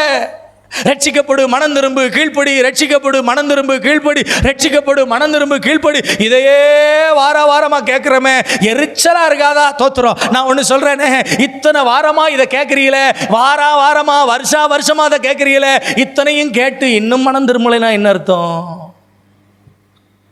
இன்னைக்கு ஆண்டவர் உங்களோட பேசுவாராக. அன்பானவர்களே, நீங்கள் ஒவ்வொன்றை குறித்தும் என்ன செய்ய வேண்டும், கணக்கு கொடுக்க வேண்டும். நீங்கள் தேவனோடு கூட இருக்கிற ஐக்கியத்தில், பிணைக்கப்பட்டிருக்கிற இந்த பிணைப்பில் நீங்கள் உங்களை தற்பரிசோதனை செய்ய வேண்டும். கையவே துராமன்னு சொல்லுங்க பார்ப்போம். அல்லேலூயா. 3 விஷயத்துல நாம் நம்மை தற்பரிசோதனை செய்ய வேண்டும். ஆண்டவருடைய பந்தியில பங்கெடுக்கிற, அவருடைய ஐக்கியத்திலே பங்கெடுக்கிற, அவருடைய பிரசன்னத்திலே பங்கெடுக்கிற, அவருடைய சரீரத்திலும் அவருடைய இரத்தத்திலும் ஆமென் பங்கெடுத்துக் கொள்ளுகிற தேவனுடைய பிள்ளைகளாகிய ஒவ்வொருவரும் ஆமென் தற்பரிசோதனை செய்ய வேண்டிய 3 இடங்கள். நம்பர் 1, மறைத்து வைத்துள்ளவைகள் மேல் முதலாவது நாம் தற்பரிசோதனை என்ன செய்யணும்? பண்ணணும். நம்மளை நாமே நியாயம் தீர்க்க நம்மளை நாமளே நிதானித்து அறிந்து கொள்வதற்கு நம்மளை நாமளே தற்பரிசோதனை செய்து கொள்ள வேண்டிய முதலாவது இடம் என்ன தெரியுமா? நம்ம லைஃப்ல இருக்கிற மறைத்து வைத்திருக்கிற சில விடயங்கள் மேல் நாம் தற்பரிசோதனை செய்ய வேண்டும். இங்க உட்கார்ந்து இருக்கிற எல்லாருக்கும், இன்க்ளூடிங் பிரசங்கம் பண்ற எனக்குள்ள கூட ஏராளமான ரகசியங்கள் உண்டு. யாரும் சொல்ல முடியாது. யாருக்கும் தெரியாத, கணவனுக்கு தெரியாத மனைவியிடத்தில் சில ரகசியங்கள் உண்டு. மனைவிக்கு தெரியாமல் கணவனிடத்தில் சில ரகசியங்கள் உண்டு. ஆமென். சபை போதகருக்கு தெரியாமல் விசுவாசிகளிடத்தில் சில ரகசியங்கள் உண்டு. விசுவாசிகளுக்கு தெரியாமல் போதகர்களுக்கு, ஊழியர்களுக்கு சில ரகசியங்கள் உண்டு உண்டு உண்டு. சம் சீக்ரெட்ஸ், சில ரகசியங்களை யாருக்கும் தெரியாம மறைத்து வைத்திருக்கிறோம், ஒளித்து வைத்திருக்கிறோம். நான் சொல்றேன் ஆமென், மற்ற யாருக்கும் தெரியாத பல ரகசியங்கள் நம்மிடத்தில் உண்டு. ஆனால் பூமி எங்கும் சுற்றி பார்க்கிற ஆண்டவருடைய உலாவுகிற கண்களுக்கு மறைவாக ஒரு ரகசியமும் இல்லை. எதையும் அவருக்கு முன்னால் என்ன செய்ய முடியாதுங்க, மறைச்சு வைக்க முடியாது. அப்பாவுக்கு தெரியாம, அம்மாவுக்கு தெரியாம, தோத்துறோம் எங்க போறோன்றது யாருக்கும் தெரியாம. சிலர்லாம் செல்போன்ல நிறைய சீக்ரெட் வச்சிருக்கிறோம். தோத்துறோம் ஒவ்வொரு ஆப்புக்கும் ஒவ்வொரு லாக்கு. என்னதான் தேடி பிடிச்சா கூட அந்த பேட்டர்னை கண்டுபிடிக்கவே முடியாது. தோத்துறோம். ஒவ்வொரு மாதிரியான பேட்டர்ன். எங்கள் சர்ச்சுக்கு வரக்கூடிய ஒரு வாலிப தங்கச்சியினுடைய ஃபோனை திடீர்னு வாங்கி அந்த பேட்டர்னை ஓப்பன் பண்ணால், நானும் அவை என் கண்ணுக்கு முன்னால் தான் பேட்டர்ன் போடுறா, 10 தடவை போடுறா. என்னால் அதை மெமரைஸ் பண்ணவே, எப்படித்தான் இப்படி போடுதுகளோ தெரியல. வித்தியாசமா பேட்டர்ன். தோத்துறோம். சீக்ரெட் உள்ள என்ன செய்யுது? சீக்ரெட் இருக்கு. ரகசியம். என் சர்ச்சுக்கு வரக்கூடிய ஒரு தம்பி கையில் ஒரு செல்போன் கொடுத்துருந்தேன். அந்த செல்போனில் அவரை பயன்படுத்துறதுக்காக கொடுத்துட்டேன். அவருக்கு தெரியாது அவர் பயன்படுத்துகிற செல்போனுடைய இமெயில் ஐடி என்னதுன்னு அவருக்கு தெரியாது. அவர் நம்பரை நிறைய சேவ் பண்ணார், வாட்ஸ்அப்பில் நிறைய சாட் பண்ணார், நிறைய விஷயங்களை அவர் அப்லோட் பண்ணி நிறைய டிஸ்கஷன், நிறைய கான்வர்சேஷன் உள்ள போய்கிட்டே இருந்துச்சு. ஒரு நாள் திடீர்னு என்னுடைய ஃபோனை ஓப்பன் பண்ணி நான் ஒரு வாட்ஸ்அப் மெசேஜ் அனுப்புனா அது வேற ஒரு நம்பருக்கு போச்சு. அந்த நம்பர் வேற ஒரு பேரில் சேவ் பண்ணியிருக்கு. அந்த நம்பருக்கு ஃபோன் அடித்தா அங்கேருந்து ஆப்போசிட் லைனில் பேசுறது ஒரு பொம்பளை பிள்ளை. இப்படி தான் சில நேரங்களில் சில ஆள் நம்மக்கிட்ட என்ன செய்யும், மாட்டும், சிக்கும். தோத்துறோம். ரகசியமா பெற்றோருக்கு தெரியாம ரகசியமா செய்யறது. ஆமென். சபைக்கு தெரியாம ரகசியமா செய்யறது. கர்த்தருக்கு ஸ்தோத்திரம். சபைக்குள்ளே இருப்பாங்க. ஆமென். கூடவே சேர்ந்து ஜெபிப்பாங்க. கூடவே இருக்கிறவங்க நமக்கு குழி பறிக்கிறது நமக்கே என்ன செய்யாது, தெரியாது. தோத்துறோம். நீங்க நல்லா செய்யுங்க, உங்களோட கூட நாங்க நிக்கிறோம், நீங்க தைரியமா கேளுங்க, உங்களோட கூட நிக்கிறோம் அப்படின்னு தைரியமா நம்மளை உசுப்பேத்தி நம்மள முதல் வரிசையில் நிப்பாட்டிட்டு அந்த பக்கத்துல போய் உங்களை பத்தி இப்படி எல்லாம் ஒரு கேள்வி கேட்க போறாரு. ஜாக்கிரதையா இருந்துக்குங்க. நான் சொல்றது உங்களுக்கு புரியும் நினைக்கிறேன். என்ன சொல்ல வர்றேன்றது உங்களுக்கு புரியும் நினைக்கிறேன். கையை வைத்து ஒரு வழியில சொல்லுங்க. ஆவிக்குரிய மண்டலத்துக்குள்ள, கிறிஸ்தவ உலகத்துக்குள்ள, திருச்சபை ஐக்கியத்துக்குள்ள ஏராளமான அரசியல்வாதிகள் உள்ளே என்ன செய்து கொண்டிருக்கிறார்கள், இருந்துகிட்டே இருக்கிறாங்க. முகத்துக்கு முன்னால நல்லா பேசுவாங்க, நல்லா சிரிச்சு ஒன்னா ஐக்கியப்படுவாங்க. எல்லாத்தையும் நம்மகிட்ட இருந்து உள் வாங்கிட்டு நம்மகிட்ட இருந்து கேட்க வேண்டியது. சிலருக்கெல்லாம் பாருங்க நிதானமா பேசவே தெரியாது. ஒரு இடத்துல வந்து உட்கார்ந்த உடனேயும் மடன்னு உள்ள இருக்கிறத பூரா கொட்டிரும். தோத்துறோம். எதையுமே மறைச்சு வைக்க தெரியாது. எல்லாத்தையும் ஓப்பனா கொட்டின உடனேயும் அப்படியே ஸ்டோர் பண்ணி வாங்கிட்டு யாருக்கு போய் அதை பிட்டு சொல்லணுமோ, பிட்டு வைக்கணுமோ எல்லாத்தையும் என்ன செஞ்சிருவாங்க. இப்படிப்பட்டவங்கள்ட்ட ரொம்ப ஜாக்கிரதையா இருக்கணும், ரொம்ப ஞானமாக இருக்கணும். தோத்துறோம். பேசுறதுக்கு முன்னால் யார்கிட்ட என்ன பேசுகிறோம், எந்த விஷயத்தை ஷேர் பண்ணுறோம், இதை குறித்து ஏன் ஆண்டவர் இந்த சப்ஜெக்டில் பேசிகிட்டு இருக்கும்போது இந்த காரியத்தை எனக்கு சொல்கிறாருன்னு எனக்கு தெரியல. அப்படிப்பட்டவர்கள் யாராவது இருப்பீங்கன்னு சொன்னால் தயவு செய்து இன்னைக்கு சாயங்காலமே மனம் திரும்பிடுங்க. ஆமேன் வராது எனக்கு தெரியும். ஏன்னா மனம் திரும்பிடுங்கன்னு சொல்கிறேன். ஒரு வழியில் சொல்லுங்கள் பார்ப்போம். நிதானமாக இருக்க வேண்டும். இன்னைக்கு காலையில் நான் சொல்லும்போது சொன்ன பாருங்க, ஆவிக்குரிய பக்குவம், ஆவிக்குரிய முதிர்ச்சி, அவசரமா பேசுவது, அவசரமா முடிவெடுப்பது, அவசரமா காரியங்களை செய்வது, நிதானம் இல்லாமல் போவது, இது எல்லாமே நம்முடைய ஆவிக்குரிய வாழ்வினுடைய வீழ்ச்சிக்கு அடையாளமாக என்ன செய்கிறது இருக்கிறது. இங்க ஆண்டவர் ரொம்ப அழகா சொல்றாரு, ஆமென், நம்மை நாமே என்ன செய்ய வேண்டுமா, நிதானிக்க வேண்டுமா. இந்த சம்பவத்தை பவுல் எதை வச்சு ஒப்பிட்டு சொல்றாரு தெரியுமா? மத்தேயு சுவிசேஷம் 26வது அதிகாரத்தில் அதே 20வது வசனத்திலிருந்து 25வது வசனம் வரை வேகமா ஒருத்தவங்க வாசிக்க பார்க்கலாம். மத்தேயு 26 20லிருந்து 25 வரை வேகமா வாசிங்க. ஆ ஆ ஆ நல்லா கவனிங்க. இந்த பந்திய பஸ்காவை அனுசரிக்கும் போது ஆண்டவர் அப்பத்தை பிட்டு எடுத்து எல்லாருக்கும் கொடுக்கிறாரு. அப்படி கொடுக்கும்போது ஒரு வார்த்தை சொல்றாரு, உங்களில் ஒருவன் என்னை மெய்யாகவே உங்களுக்கு சொல்லுகிறேன். அப்பொழுது அவர்கள் மிகவும் துக்கமடைந்து அவரை நோக்கி, ஆண்டவரே நானோ என்று கேட்டார்கள்.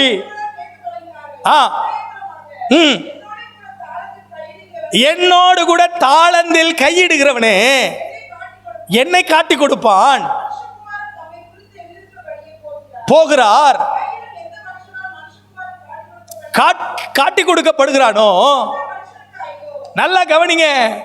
இயேசு சொல்றாரு, உங்களோட கூட என் கூட பந்தி இருக்கிற ஒருவன் என்ன செய்வான், காட்டி கொடுப்பான். அங்கே யூதாஸ் காரியத்தும் உட்கார்ந்து இருக்கிறாரு. இப்ப ஒவ்வொருத்தரா கேட்கிறாங்க, ஆண்டவரே நானோ. ஆமென். அடுத்து ஆண்டவர் சொல்றாரு, அடுத்து இன்னும் கொஞ்சம் எக்ஸ்ட்ரா சொல்றாரு, ஆமென், என்னோடு கூட கையில பந்து எடுக்கிறவன் தான் இந்த விஷயத்துல என்ன செய்வான், காட்டி கொடுப்பான். ஆமா, பிதாவாகிய தேவனுடைய திட்டத்தின்படி குமாரனாய் இயேசுவுக்கு அனுமதிக்கப்பட்டதான அவருடைய அந்த வழி நடத்துதலின்படி ஆண்டவர் இயேசு மனுஷகுமாரன் போகிறார். ஆனால் யார் மூலமாக இது நடக்கிறதோ அவனுக்கு இது எல்லாத்தையும் யார் கேட்டுக்கிட்டு இருக்கிறா? ஹலோ சிஸ்டர், பிரதர், கவனிங்க. யார் கேட்டுக்கிட்டு இருக்கிறா? யூதாஸ் கேட்டுக்கிட்டு இருக்கிறா. ஆமா, பேதுரு நானோன்னு கேட்கிறாரு, யோவான் நானோன்னு கேட்கிறாரு. சீடர்கள் ஒவ்வொருத்தரா, யாக்கோபு, அந்திரேயா, ஒவ்வொருத்தரும் நானோன்னு கேட்கிறாங்க. ஒவ்வொருத்தருக்குள்ளேயும் ஒரு பயம், ஒவ்வொருத்தருக்குள்ளேயும் ஒரு இன்செக்யூரிட்டி. ஏன்னா யாருக்குமே தங்களை பற்றி மற்றவங்களுக்கு தெரிஞ்சதை விட தங்களை பற்றி தங்களுக்கு உங்களை பற்றி மற்றவங்களுக்கு தெரிஞ்சதை விட உங்களை பற்றி உங்களுக்கு நல்லாவே தெரியாதா? நல்லா தெரியும். நல்லா தெரிஞ்சுக்கிட்டே நம்ம ஒரு வேஷம் போட்டுக்கிட்டே ஆலயத்துக்குள்ளே என்ன செய்வோம், சுற்றி வருவோம். தோத்துறோம். நம்ம பண்ணுற ஜெபமும் நம்ம பண்ணுற ஆராதனையும், அடே அப்பா, மற்றவங்கள பார்க்கல என்ன அழகாக அவங்க ஆராதிக்கிறாங்க, என்ன அழகாக அவங்க ஜெபம் பண்ணுறாங்க, என்ன அழகாக அவங்க பிரசங்கம் பண்ணுறாங்க, என்ன அழகாக அவங்க ஊழியம் செய்கிறாங்க. அடே அப்பா, இவங்கள மாதிரிலாம் வராது. இவங்க பாடுறது தனி கிருபை, இவங்க பிரசங்கம் பண்ணுறது தனி கிருபை, இவங்க ஜெபம் பண்ண ஆரம்பித்தாங்கன்னா அடே அப்பா, இங்கேருந்து இந்தியாவை ஒரே நாளில் இந்த ஜெபத்தில் ரட்சித்து அசைச்சு ஒரு பெரிய எழுப்புதலை கொண்டு வந்துருவாங்க. அந்த அளவுக்கு ஜெபிப்பாங்க. நான் சொல்லுவேன், ஜெபிக்கிறவங்களை பத்தி மற்றவங்களுக்கு தெரியுதோ இல்லையோ, ஜெபிக்கிறவங்களை பத்தி நல்லாவே தெரியும். எல்லாமே நல்லா தெரிஞ்சா கூட எதுவுமே தெரியாதது மாதிரி இருக்கிறோம் பாருங்க, அதுதான் பாவம்னு கர்த்தர் சொல்றாரு.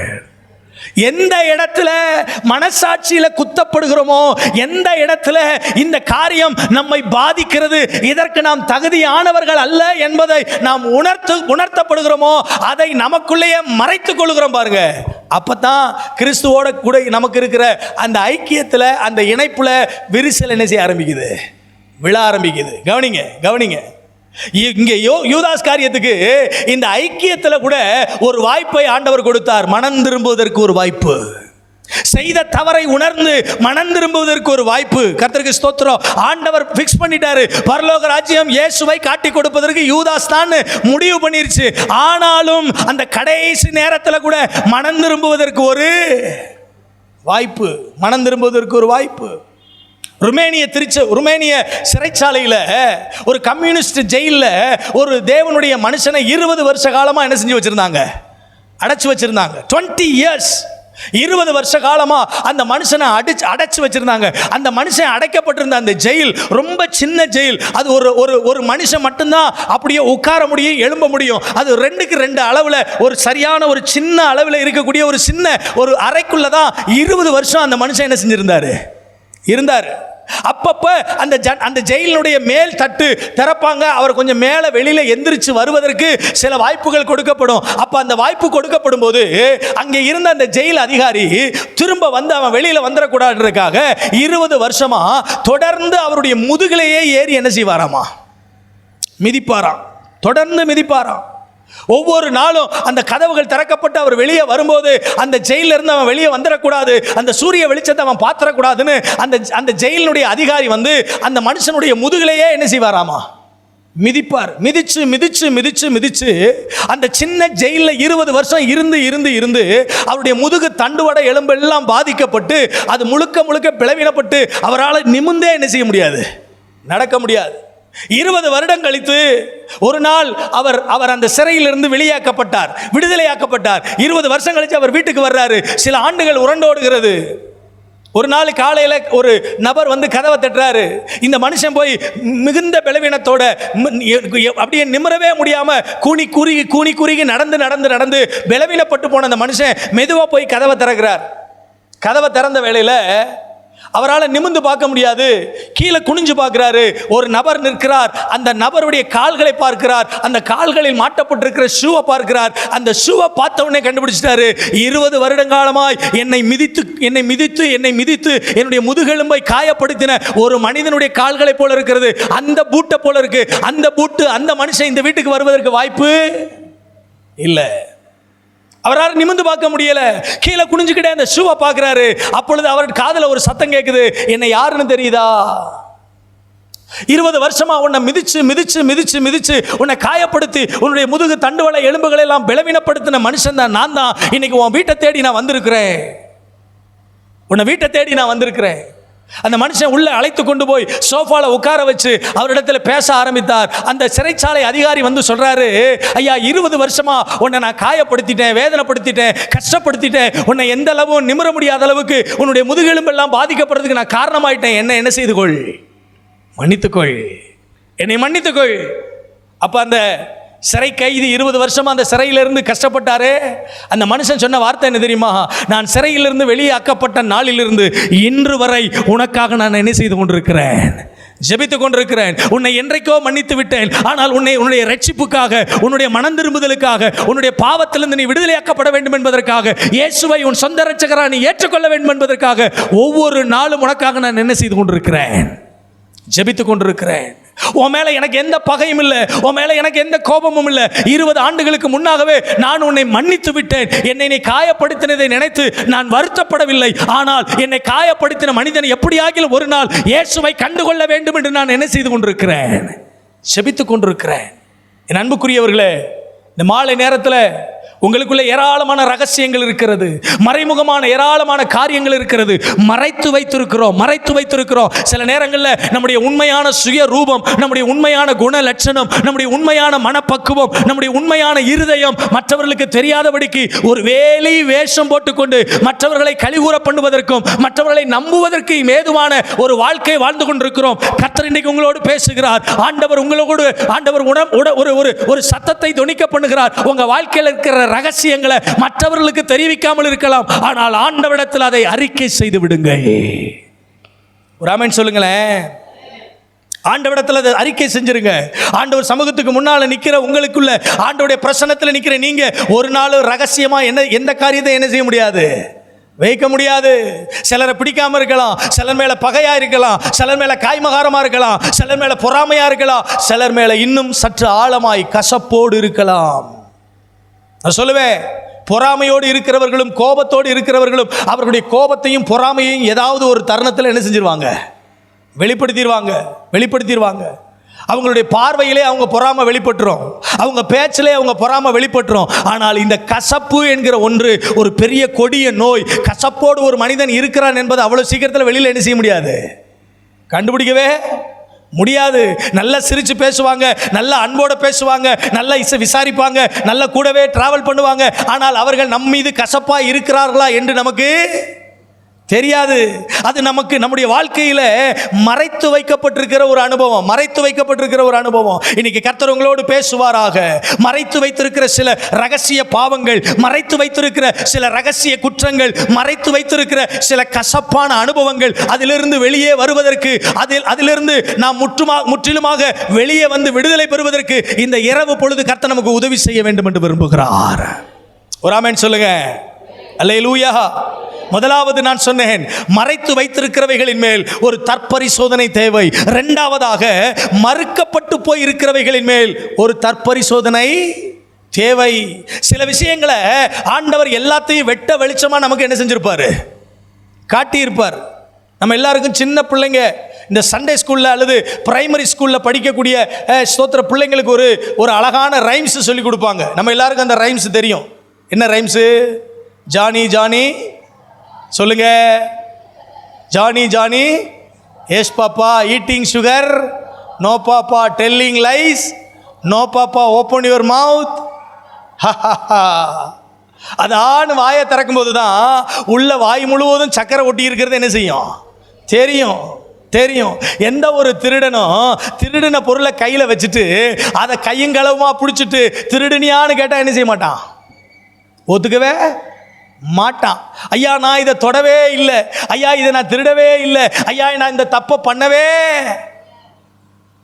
தன் பாவங்களை மறைக்கிறவன் வாழ்வடைய மாட்டான், அவைகளை அறிக்கை செய்து விட்டு விடுகிறவனோ. நான் சொல்லுவேன், இன்னைக்கு இருக்கிற ஆவிக்குரிய கிறிஸ்தவனுடைய நிலைமை எப்படி தெரியுமா? அறிக்கையிடுறதெல்லாம் பயங்கரமாக அறிக்கையிட்டுருவோம், ஆனால் விட சொன்னா தான் நம்மளால் என்ன செய்ய முடியாது? விட முடியாது. அறிக்கையெல்லாம் செஞ்சிருவோம். ஆண்டவரே பாவியாகிய என்மேல் கிருபையாயிரும். ஜெபத்தில் நம்மளை மாதிரி கண்ணீர் வடிக்கிறதுக்கு உலகத்தில் ஒருத்தனை அடிச்சுக்கிற முடியாது. பயங்கரமாக கண்ணீர்லாம் வடிப்போம். அப்படியே உணர்ந்து, அப்படியே பாவத்தை உணர்ந்து உண்மையாகவே கதறி அழுது, ஆண்டவரே என்ன மேலே நான் இந்த பாவத்தை பண்ணிட்டேன், இனிமேல் நான் அந்த தப்பை பண்ண மாட்டேன், என்னை மன்னிச்சிருங்க, என்னை ரட்சித்துருங்க, என்னை தூக்கிடுங்க, என்னை விடுவிச்சிருங்க, அப்படி கண்ணீரோடு ஜபிக்கிறத பார்க்கும்போது நம்ம நினைப்போம், அட்ரா சக்க சூப்பர்ரா, இன்னையோட இந்த அக்காவுக்கு விடுதலை, இன்னையோட இந்த அண்ணனுக்கு விடுதலை, இனி அவங்க இந்த பாவத்தை செய்யவே மாட்டாங்க. அறிக்கை செய்கிறதோட சரி, அடுத்து வீட்டுக்கு போன உடனே பழைய குருடி. சூப்பராக சொல்கிறீங்களே.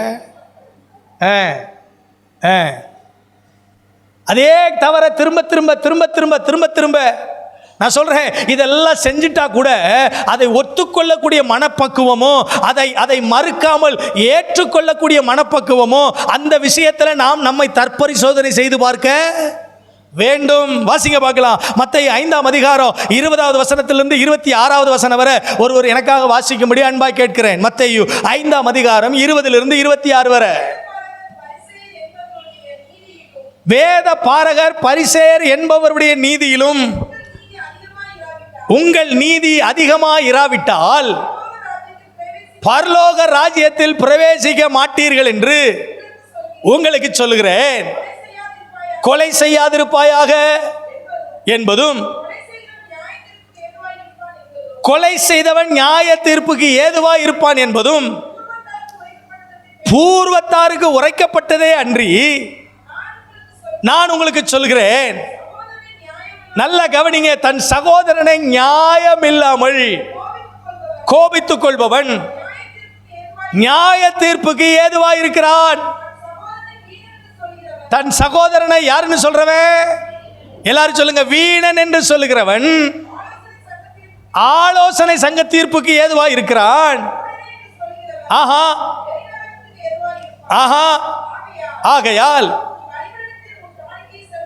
நீ பலிபீடத்தில் உன் காணிக்கையை செலுத்த வந்து உன் பேரில் உன் சகோதரனுக்கு குறை உண்டென்றால் அதை நீ நினைவு கூறுவாயாகில் அங்கேதானே உன் பலிபீடத்தின் மேல உன் காணிக்கையை வச்சுட்டு முன்பு போய் உன் சகோதரனோடு ஒப்புரவாகி பின்பு வந்து உன் காணிக்கையை.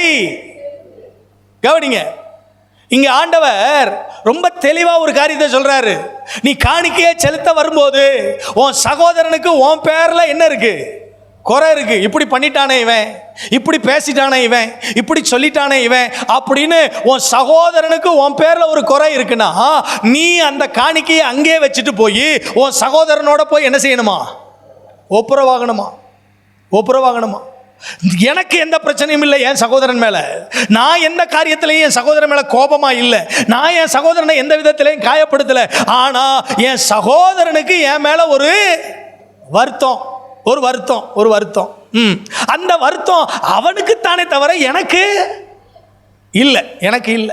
என் சகோதரனுக்கு தான் என் மேலே வருத்தமே தவிர என் சகோதரன் மேலே எனக்கு எந்த வருத்தமும் இல்லை. ஆனால் பைபிள் சொல்லுது, உங்கள் சகோதரனுக்கு உங்கள் மேலே வருத்தமாக இருக்குன்னா நீங்கள் உங்கள் காணிக்கையை அங்கே வச்சுட்டு போய் அந்த சகோதரனை தேடி பிடிச்சி அவன் கையை பிடிச்சி நான் ஏதாவது ஒரு விதத்தில் உன்னை காயப்படுத்தியிருந்தா என்ன? அது எப்படி ஆண்டவரே? நான் ஏதாவது தப்பு பண்ணியிருந்தா மன்னிப்பு கேட்கலாம். நான் ஏதாவது ஒரு காரியத்தில் காயப்படுத்தியிருந்தா மன்னிப்பு கேட்கலாம். நான் ஏதாவது ஒரு விதத்தில் அவனை நஷ்டப்படுத்தியிருந்தா மன்னிப்பு கேட்கலாம். எனக்கு அவன் மேலே எந்த கோபமும்.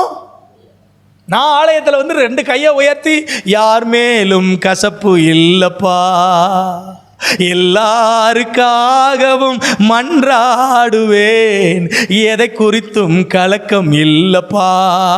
ஃபாதர் பெர்க்மேன் ஐயா பாடுற மாதிரி நானும் கையை தூக்கி பாடுறேன். எனக்கு யார் மேலேயும் கோபம் இல்லை. எனக்கு எல்லாரையும் மன்னிச்சிட்டேன். ஆனால் ஒன்று சொல்லுவோம், எல்லாரையும் மன்னிச்சிட்டேன், ஆனால் எல்லாரும் செஞ்சதை என்னால் மறக்க. இருக்கிறீங்களா? ஐயா, மன்னிக்கிறது ஈஸி, ஆனால் மறக்கிறது கஷ்டம்.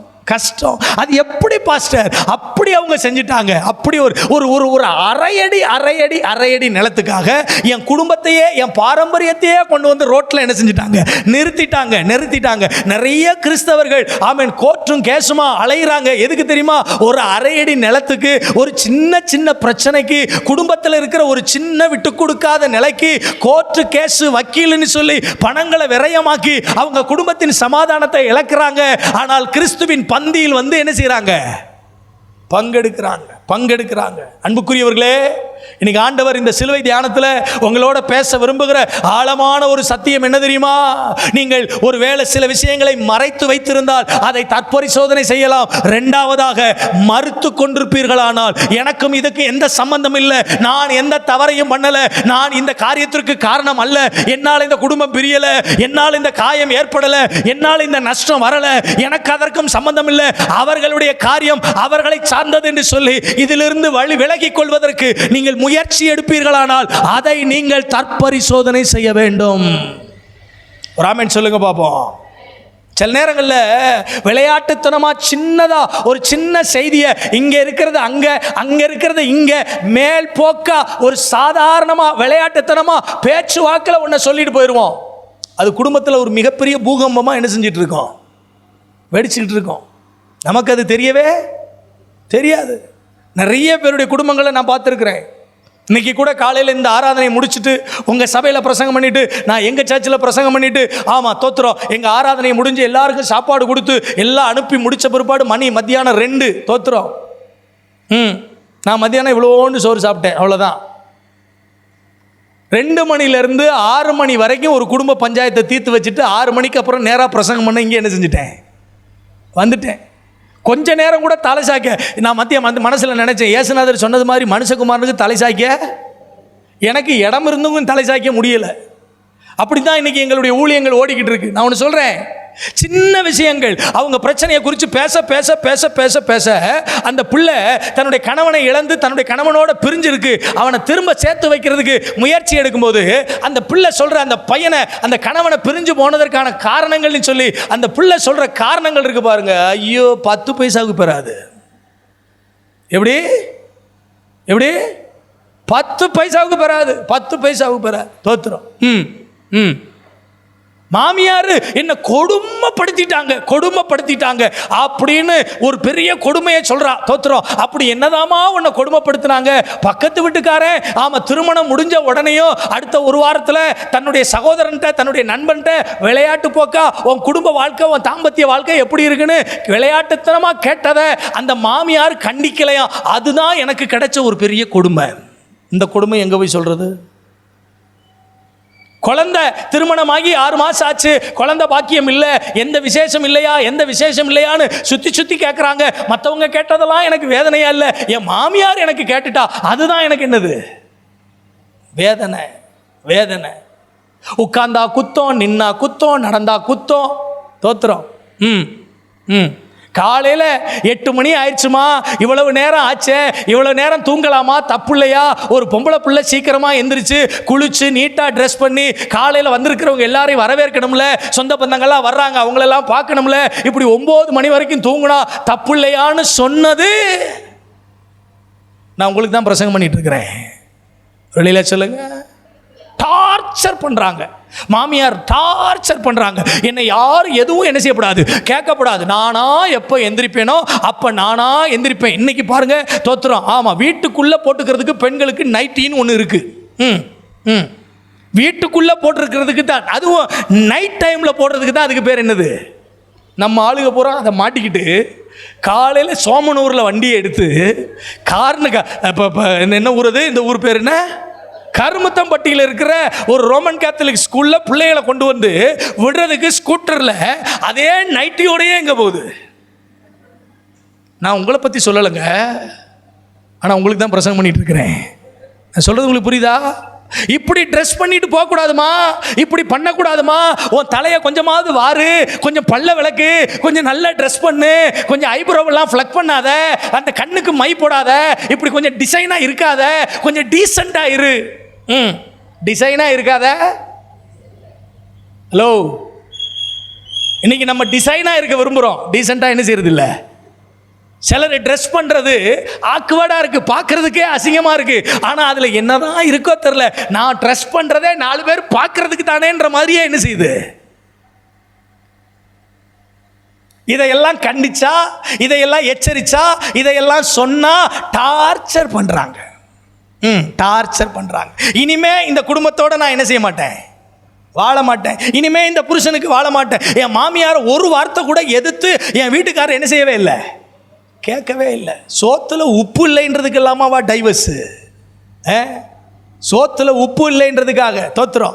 ஆமாம், ஒரு குடும்பத்தை தூத்துக்குடியில் போய் பிரசங்கம் பண்ண போயிருந்தேன். ஒரு பெரிய பணக்கார வீடு. அவங்க வீட்டில் மத்தியானம் சோறுக்கு கூப்பிட்டுருந்தாங்க. ஆமாம், காலையில் பிரசங்கம் என்னென்னா மனம் திரும்புதல், மன்னித்தல், ஒப்புரவாகுதல், இதை பற்றி தான் பிரசங்கம் பண்ணியிருக்கேன். பெரிய பணக்கார குடும்பம். மத்தியானம் சாப்பிட போயிருக்கிறேன். சாப்பிட டைனிங் டேபிளில் உட்காந்துருக்குறாங்க. ஆமாம், என் பக்கத்தில் அந்த வீட்டில் இருக்கிற மூத்த தாய் அந்த இடத்துல உட்காந்துருக்குறாங்க. என்னை பார்த்து சாப்பிடுங்க சாமி அப்படின்றாங்க. நான் சாப்பிட உட்காந்துருக்கிறேன். அந்த வீட்டினுடைய மருமக வந்து எனக்கு சாம்பார் ஊற்றுறாங்க. மாமியாருக்கு சாம்பார் ஊற்ற போகும்போது அந்த அம்மா ஒரு பார்வை பார்க்குது, அந்த பொண்ணு அந்த பக்கம் போயிடுது. நான் பார்த்தேன், சாம்பாருக்கு ஒரு ரவுண்டில் அப்படித்தான் பார்வை பார்த்துச்சு. அப்புறம் மீன் குழம்புக்கு ஒரு பார்வை பார்த்துச்சு, மீன் வச்சதுக்கு ஒரு பார்வை பார்த்துச்சு, முட்டை பொரியலுக்கு ஒரு பார்வை பார்த்துச்சு, மீன் வறுவலுக்கு ஒரு பார்வை பார்த்துச்சு. இதில் எல்லாத்துலையும் எனக்கு பரிமாறுது, மாமனாருக்கு பரிமாறுது, பக்கத்தில் இருக்கிறவங்களுக்கு பரிமாறுது. ஆனால் அந்த மாமியாருக்கு மட்டும் அந்த பொண்ணு என்ன செய்ய மாட்டேங்க, பரிமாறணும்னு போகுது. அந்த அம்மா ஒரு பார்வை பார்க்குது, அந்த பிள்ளை போயிடுது. நான் 4வது 5வது ரசம் ஊற்றும் போது நிப்பாட்டிட்டேன். ஏம்மா, ஏன் அந்த அம்மாவுக்கு நீ பரிமாற மாட்டேங்கிற? நம்ம வந்த வேலையை பார்க்கணும்ல. ஏன் அந்த அம்மாவுக்கு நீ பரிமாற மாட்டேங்கிற? அதுக்கு அந்த பொண்ணு சொல்லுது, பாஸ்டர், எங்கள் மாமியாருக்கு நான் பரிமாறினா என்ன செய்யாது, பிடிக்காது. என்கிட்ட அவங்க பேச மாட்டாங்க. ஏன் பரிமாறினா பிடிக்காது, எதனால பரிமாறினா பிடிக்காது? அந்த அம்மா சொல்லுது, பாஸ்டர், அவன் முதல்ல எங்கள் வீட்டுக்கு வந்த வேலையில் சாம்பாரை ஊற்றும் போது அவன் நொட்டாங்கையில் ஊற்றிட்டா பாஸ்டர்.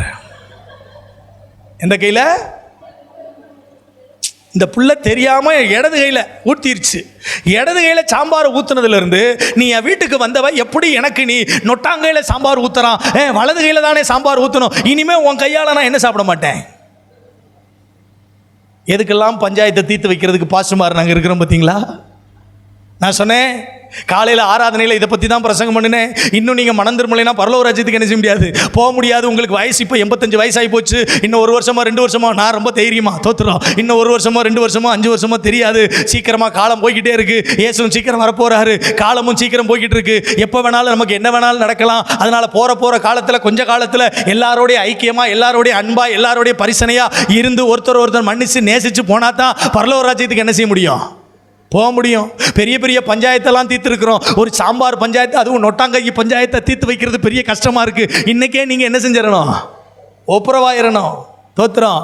கர்த்தர் எவ்வளவோ பேசுகிறாரு, ஆனாலும் இன்னும் நம்ம மனசு என்ன செய்ய மாட்டேங்குது, இறங்க மாட்டேங்குது. ஆண்டவர் எவ்வளவோ எச்சரிக்கிறாரு, இன்னும் மனசு என்ன செய்ய மாட்டேங்குது, மாற மாட்டேங்குது. அன்பானவர்களே, மரித்து கொண்டிருக்கிறவைகளின் மேல் நாம் தற்பரிசோதனை செய்ய வேண்டும். இது எனக்கானது அல்ல என்று ஒதுக்கி கொண்டிருக்கிறவைகளின் மேல் தற்பரிசோதனை செய்யணும். அன்னைக்கு ஆண்டவர் ஆபேலை கொன்னுட்டு காயின்ட்ட திரும்ப கேட்கிறாரு, உன் சகோதரனுக்கு நீ என்ன செய்த? உன் சகோதரன் ஆபேலினுடைய ரத்தம் என்ன செய்கிறது, கூப்பிடுகிறது. காயின் என்ன சொன்னான் தெரியுமா? என் சகோதரனுக்கு நான் என்ன காவலாளியோ, நான் என்ன காவலாளியோ? உன் சகோதரனை நீ என்ன பண்ணுன?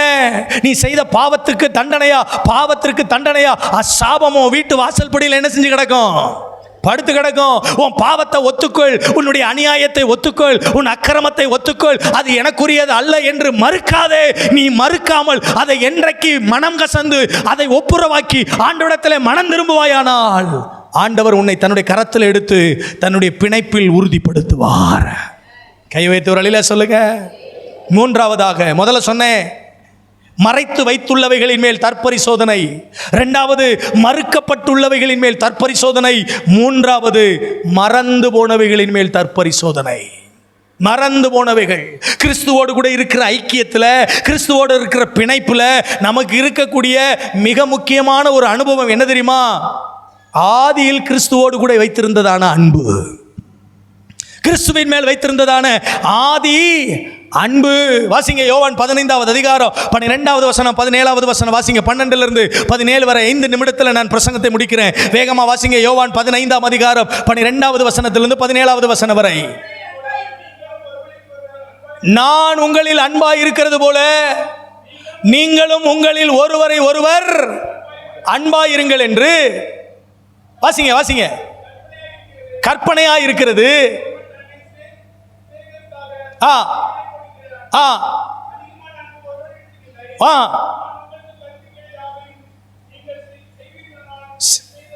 நல்லா கவனிங்க. நான் உங்களிடத்தில் அன்பாய் இருக்கிறது போல நீங்களும் ஒருவரில் ஒருவர் என்னவாயிருங்கள்? அன்பாயிருங்கள். அன்புதான் பிரதானமான கட்டளை. இன்றைக்கு திருச்சபை இந்த அன்பு என்கிற மேலான ஆசீர்வாதத்தை மறந்து போயிடுச்சு. எபேசு திருச்சபையின் மேல ஆண்டவர் தேவதூதனை அனுப்பி சொல்லுகிற செய்தி என்ன தெரியுமா? ஆமா, எபேசு சபையே, உனக்கு ஒரு குறை இருக்கு. என்ன குறை? ஆதியில் கொண்ட அன்பை விட்டாய் என்று உன் பேரில் குறை உண்டு. ஆதியில் இருந்த அன்பு, ஆண்டவர் ஆதியில நேசித்த அந்த நேசம், ஆதியில ஆராதிச்ச ஆராதனை முறைகள், ரட்சிக்கப்பட்ட புதுசுல ஆமென் ஜெபத்துக்குனா நம்ம துடிச்சு ஓடி வந்தமே, அந்த ஓட்டம் அன்பின் மிகுதியினால் வந்தது. இயேசுவின் மேல இருந்த அன்பினால, இயேசுவின் மேல இருந்த ஆசையினால என்ன செய்தது? வந்தது. எவ்வளவு நேரம்னாலும் வசனத்தை உட்கார்ந்து கேட்போமே, எவ்வளவு நேரம்னாலும் முழங்கால் போட்டு ஜெபிப்போமே, எவ்வளவு நேரம்னாலும் ஓடி ஓடி சுவிசேஷத்தை சொன்னோமே, எவ்வளவு நேரம்னாலும், எவ்வளவு சூழ்நிலை ஆனாலும், எவ்வளவு நெருக்கடி ஆனாலும் நம்முடைய பணத்தினால பொருளால தேவனுடைய ராஜ்யத்தை கனப்படுத்தினோமே, விதைத்தோமே, அறுவடை செய்தோமே, ஊழியத்தை தாங்கினோமே. இன்றைக்கு அதெல்லாம் மறந்து போச்சு. ஆதியில் இருந்த அன்பு இல்லை, ஆண்டவர் மேல இருந்த அன்பு இல்ல, சபையின் மேல இருந்த அன்பு இல்ல, ஊழியக்கார மேல இருந்த அன்பு இல்ல. அன்னைக்கு ஒரு காலத்துல ஊழியக்காரர் நம்ம வீட்டுக்கு வர்றாரு அப்படின்னா ஆசையோட வரவேற்று, ஆசையோட அவங்கள உட்கார வச்சு பராமரித்து, அவங்களுக்கு சாப்பாடு கொடுத்து, அவங்கள விசாரித்து, அவங்களுக்கு காணிக்கை கொடுத்து, அவங்கள சந்தோஷத்தோட என்ன செய்வோம்? அனுப்புவோம். இப்ப ஏன் வர்றாரு? எதுக்கு வர்றாரு? வேற வேலையே இல்லையா அவருக்கு? தோத்துறோம். ஒரு காலத்தில் சபையில் பாசுமாருங்க விசிட்டிங் வரலைன்னா பாசுமார் மேலே கோவப்பட்ட காலங்கள்லாம் போச்சு. பாஸ்டர் எங்கள் வீட்டுக்கு வரவே மாட்டேங்கிறார், வாங்க பாஸ்டர் எங்கள் வீட்டுக்கு வாங்க பாஸ்டர் அப்படின்னு விசிட்டிங் வரலைன்னு கோவப்பட்டுக்கிட்டு இருந்த ஆட்கள்லாம் உண்டு. இப்போ விசிட்டிங் வந்தால் ஏன் வர்றீங்க? உங்களுக்கு வேற ஊழியமே இல்லையா? எங்களுக்கு நிறைய வேலைகள் இருக்குது, எங்களுக்கு அங்கே அப்பாயின்மெண்ட் இருக்குது, இங்கே அப்பாயின்மெண்ட் இருக்குது. தோத்துறோம். ஆமாம், அங்கே போகணும், இங்கே போகணும், அதை செய்யணும், இதை செய்யணும், வீட்டு கூட்டம் நடத்துறதுக்கு ஏதாவது ஏற்பாடு பண்ணுங்க. வாரத்தில் ஒரு நாள் உங்கள் வீட்டில் ஒரு ஏரியா கூட்டம், ஒரு வீட்டு கூட்டம் வச்சு பக்கத்தில் இருக்கிறவங்களெல்லாம் கூப்பிட்டு இயேசுவின் அன்பை பற்றி சொல்லுவோம். அதெல்லாம் அந்த காலம். இப்போல்லாம் எங்களுக்கு நிறைய வேலைகள் இருக்குது. எங்களுக்கு இருக்கிற வேலையை நாங்களே கடையை அடைச்சிட்டு வர்றதுக்கு லேட் ஆகுது, நாங்களே வேலையை முடிச்சுட்டு வர்றதுக்கு நேரம் லேட் ஆகுது. எப்படா வீட்டுக்கு வருவோன்னு இருக்குது. வீட்டுக்கு வந்த உடனேயும் சாப்பிட்டோமா அப்படியே படுத்தமா, எங்களுக்கு உடம்பு ஒத்து வரவே மாட்டேங்குது. வீடு வாவாண்டது காடு. நான் சொல்றேன், வீடு போன்றது காடு வாவான்றது. அப்படிப்பட்ட ஒரு நிலைமையில் இருக்கிறோம். நம்மளால் ஆண்டவரை இன்னும் ஆண்டவருக்காக எதையும் பெருசாக சாதிக்கிறதான சூழ்நிலைகளெல்லாம் இன்னைக்கு கால சூழ்நிலைகள் ஒத்து வரல. தோத்துறோம். ஆமாம், கொஞ்சம் அப்படி கொஞ்சம் சஃபிகேட்டடாக இருந்துச்சுன்னா, கொஞ்சம் ஒரு கஷ்டமாக இருந்துச்சுன்னா, நான் வீட்டிலேயே இருந்து லைவ்ல என்ன செஞ்சுக்கிறேன். பரவாயில்ல, நான் சகோதரர்கிட்ட கேட்டேன், இது ரெக்கார்டிங்காமா? தோத்துறோம். லைவ் டெலிகாஸ்டிங் இல்லையாமா? ஆண்டவருக்கு நன்றி. ஆமாம், லைவ் டெலிகாஸ்டிங்னு போட்டிங்கன்னா ஞாயிற்றுக்கிழமை காலையில் ஆராதனையில் பார்த்தேன், அவ்வளோ பேர் உட்காந்துருந்தாங்க. இப்போ சாயங்கால கூட்டத்துக்கு அதில் கால்வாசி கூட இல்லை. தோத்துறோம். ஆமாம், ஒருவேளை லைவ் டெலிகாஸ்டிங் போட்டிங்கன்னா இந்த காலும் கூட இருக்காது. நாங்கள் இந்த சேருக்கு தான் பிரசங்கம் பண்ணணும். ஒரு வழியில் சொல்லுங்க பார்ப்போம். ஐயோ, உங்களுக்கு தான் பிரசங்கம் இருக்கிறீங்களா? நான் சொல்கிறது உங்களுக்கு புரியுதா? ஆதியில் இருந்த அன்பு இல்லைங்க, ஆதியில் இருந்த அன்பு இல்லை. தோத்துறோம். ஆமாம், அன்றைய காலகட்டத்திலலாம் சபைகளில் ஆத்துமாக்கள் நிரம்பி வளைஞ்சாங்க. சபையில் உட்காந்து ஆண்டவரை ஆராதிச்சாங்க. 9 மணி ஆராதனையில் வந்து உட்காந்து எல்லாரும் ஆண்டவரை துதிச்சு ஆராதிச்சாங்க. இப்போ சபைகள் எல்லாம் நிரம்பி இருக்கிறது யார் தெரியுமா? வயசான அம்மாமாரும் ஐயாமாரும் தான். முதல்ல பிரசங்கம் பண்ணுறதுக்கு ஒரு சர்ச்சுக்கு போயிருந்தேன். தோத்துறோம். 2007 வருஷத்தில் தனியாக ஊழியத்தை ஆரம்பித்து என்னை பிரசங்கியார வெளியிலிருந்து பிரசங்கத்துக்குன்னு ஒரு சபையில் ஒரு போதகர் என்னை கூப்பிட்டுருந்தார். மதுரையிலேருந்து காரியாப்பட்டின்ற பக்கத்தில் ஒரு சின்ன கிராமத்தில் என்னை பிரசங்கம் பண்ண கூப்பிட்டுருந்தார்.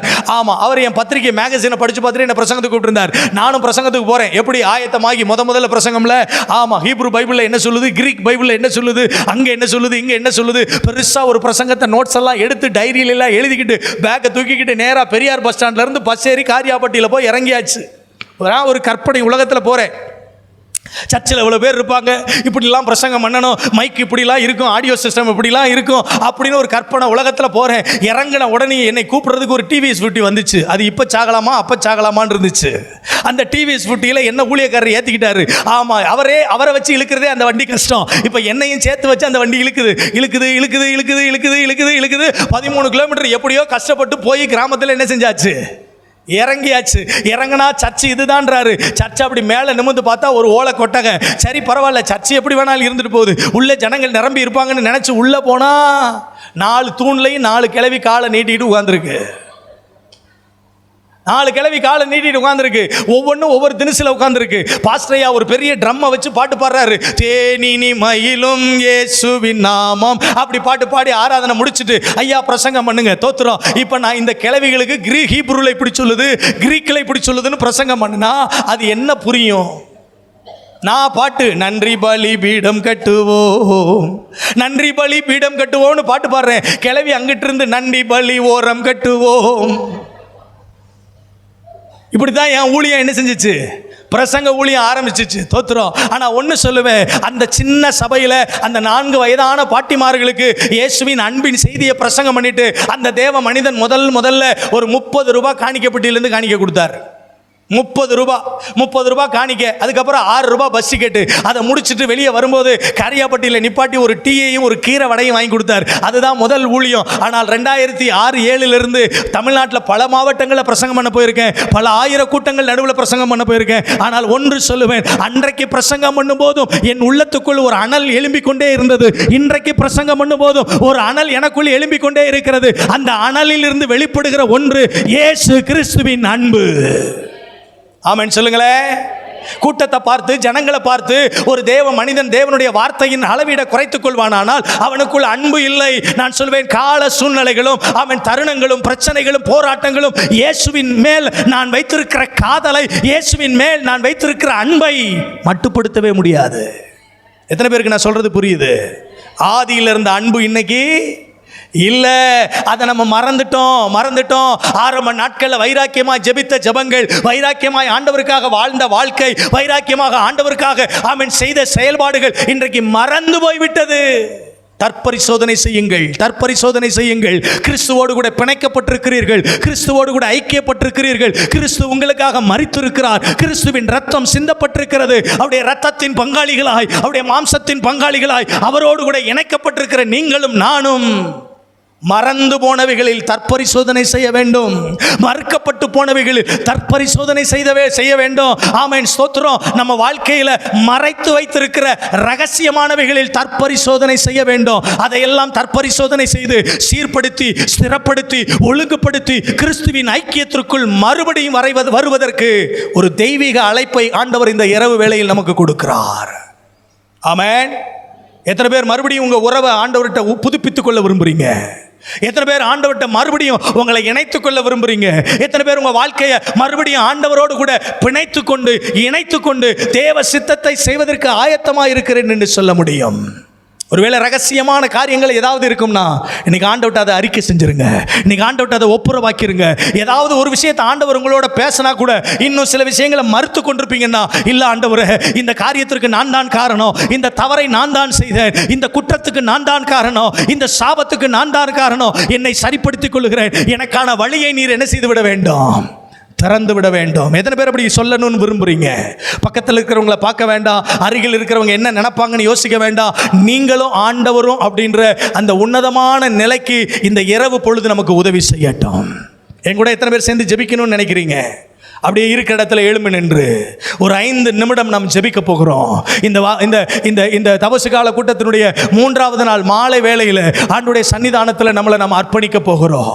நம்மளை நாமளே தற்பரிசோதனை செய்து கொள்ள போகிறோம். எந்த இடத்துல இன்னும் நமக்கு விடுதலை தேவைன்னு நமக்கு தெரியும், எந்த இடத்துல இன்னும் நம்ம அடிமைப்பட்டு கிடக்கிறோன்னு நமக்கு தெரியும், எந்த இடத்துல இன்னும் நம்ம ஆமென் ஸ்தோத்திரம் நம்மளை நாமளே திருப்திப்படுத்தி கொண்டிருக்கிறோன்னு நமக்கு தெரியும், எந்த இடத்துல ஆண்டவருடைய பிரசன்னத்தில் ஆதியிலே பெற்றிருந்த அந்த அபிஷேகத்தை, ஆதியிலே பெற்றிருந்த அந்த அன்பை, ஆதியில பெற்றிருந்த அந்த உறவை இழந்து போயிருக்கிறோம்னு நமக்கு தெரியும். இன்னைக்கு ஆண்டவர்ட்ட சொல்ல போறோம். வாலிப பிள்ளைங்க, தம்பி தங்கச்சி, சகோதரர்கள் சகோதரிகள் எல்லாரும் கண்களை மூடி தற்பரிசோதனை செய்ய போகிறோம். நம்மளை நாமளே உய்த்து ஆராய்ந்து பார்க்க போகிறோம். நம்மை நாமே நிதானித்து அறிந்தால் நியாயம் தீர்க்கப்பட மாட்டோம் என்று வேதத்தில் எழுதப்பட்டிருக்கிறது. நியாயம் தீர்க்கப்பட மாட்டோம் என்று வேதத்தில் எழுதப்பட்டிருக்கிறது. கண்களை மூடி யாரும் வேடிக்கை பார்க்காதீங்க. ஆண்டவர்கிட்ட சொல்லுங்க, ஒத்துக்கிறேன் ஆண்டவரே, இந்த பாவத்துக்கு நான் தான் காரணம். என் குடும்பத்தில் ஏற்பட்டிருக்கிற இந்த நஷ்டம், இந்த இழப்புகள், இந்த போராட்டங்கள், இந்த மன சஞ்சலங்கள் எல்லாவற்றுக்கும் காரணம் என்னுடைய ரகசிய பாவங்கள். இன்னும் நான் மறைத்து வைத்திருக்கிற சில ரகசிய குற்றங்கள், யாருக்கும் தெரியாமல் மறைத்து மறைத்து மறைத்து மறைத்து என்னுடைய தனி அறைக்குள், என்னுடைய அந்தரங்க வாழ்க்கையில் சில அருவருப்பான காரியங்களுக்கு நான் என்னை விட்டு போட்டு விட்டேன். என்னை மன்னியும் ஆண்டவரே.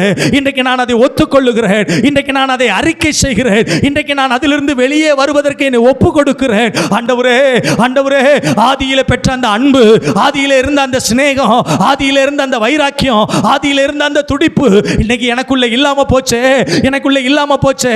ஆண்டவரே, நான் திரும்ப எழும்பணும்னு விரும்புறேன். ஆண்டவரே, திரும்ப என்னை எழுப்புங்க ஆண்டவரே. மறுபடியும் நான் அந்த ஆதி நிலைக்கு வரணும் ஆண்டவரே. மறுபடியும் நான் ஆதி நிலைக்கு வரணும் ஆண்டவரே. மறுபடியும் நான் ஆதி நிலைக்கு வரணும் ஆண்டவரே. என்னை சிறைப்படுத்தின வல்லமைகள், என்னை அடிமைப்படுத்தின வல்லமைகள், என்னை சிறைப்படுத்தின பாவ கட்டுக்கள், என் வாழ்க்கையில் இருக்கிற ரகசிய அந்தரங்க அருவருப்புகள் இந்த இரவு வேளையில் என் வாழ்வை விட்டு விலகுவதாக, விலகுவதாக, விலகுவதாக. எனக்கு ஒரு விடுதலை வேண்டும் ஆண்டவரே. எனக்கு ஒரு விடுதலை வேண்டும் ஆண்டவரே. இன்னைக்கு நான் விடுவிக்கப்பட்ட பாத்திரமாக, இழந்ததை திருப்பிக் கொண்ட பாத்திரமாக, இழந்த அபிஷேகத்தை திருப்பிக் கொண்டு, இழந்த ஜெப வாழ்க்கையை திருப்பிக் கொண்டு, இழந்த ஆவிக்குரிய உறவை திருப்பிக் கொண்டு, I want to restore myself, oh God. ஆண்டவரே, மறுபடியும் நான் ரெஸ்டோர் பண்ண விரும்புறேன். என் ஆவிக்குரிய அனுபவங்களை ரெஸ்டோர் பண்ண விரும்புறேன்.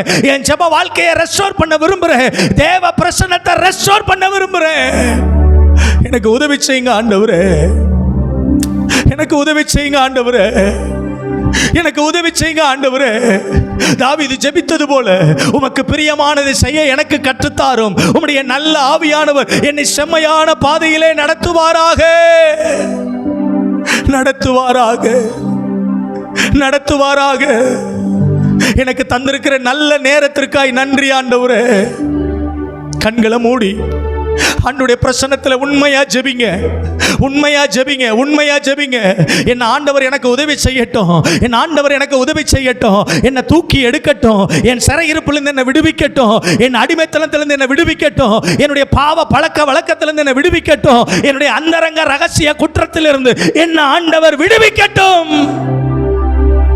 என் சாபங்கள் என்னை விட்டு மாறட்டும், என் கட்டுக்கள் என்னை விட்டு விலகட்டும்.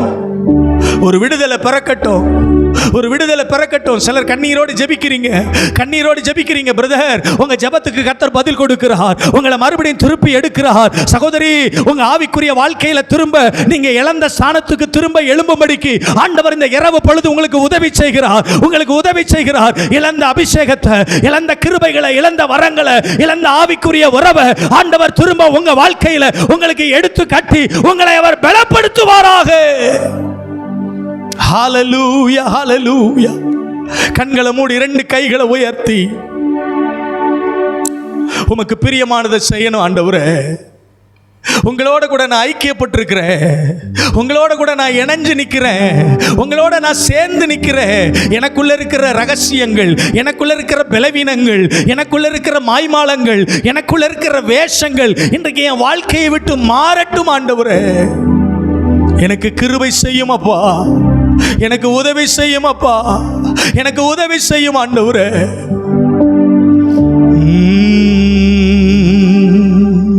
உமக்கு பிரியமானதை செய்ய எனக்கு கற்றுத்தாரும் தெய்வமே. உமக்கு பிரியமானதை செய்ய எனக்கு கற்றுத்தாரும் தெய்வமே. நீரே என் தேவன், உம் நல்ல பரிசுத்த ஆவியானவர் செம்மையான வழியிலே நடத்த வேண்டுமே, செம்மையான வழியிலே நடத்த வேண்டுமே. மேக ஸ்தம்பமே, அக்கினி ஸ்தம்பமே, தேற்றும் தெய்வமே, துணையாளரே. கையை உயர்த்தி சொல்லுங்க. மேக ஸ்தம்பமே, அக்கினி ஸ்தம்பமே, தேற்றும் தெய்வமே, துணையாளரே. உம்மை நோக்கி என் கைகளை உயர்த்தி உயர்த்தி மகிழ்கிறேனையா. சொல்லுங்க, ரெண்டு கையை உயர்த்தி.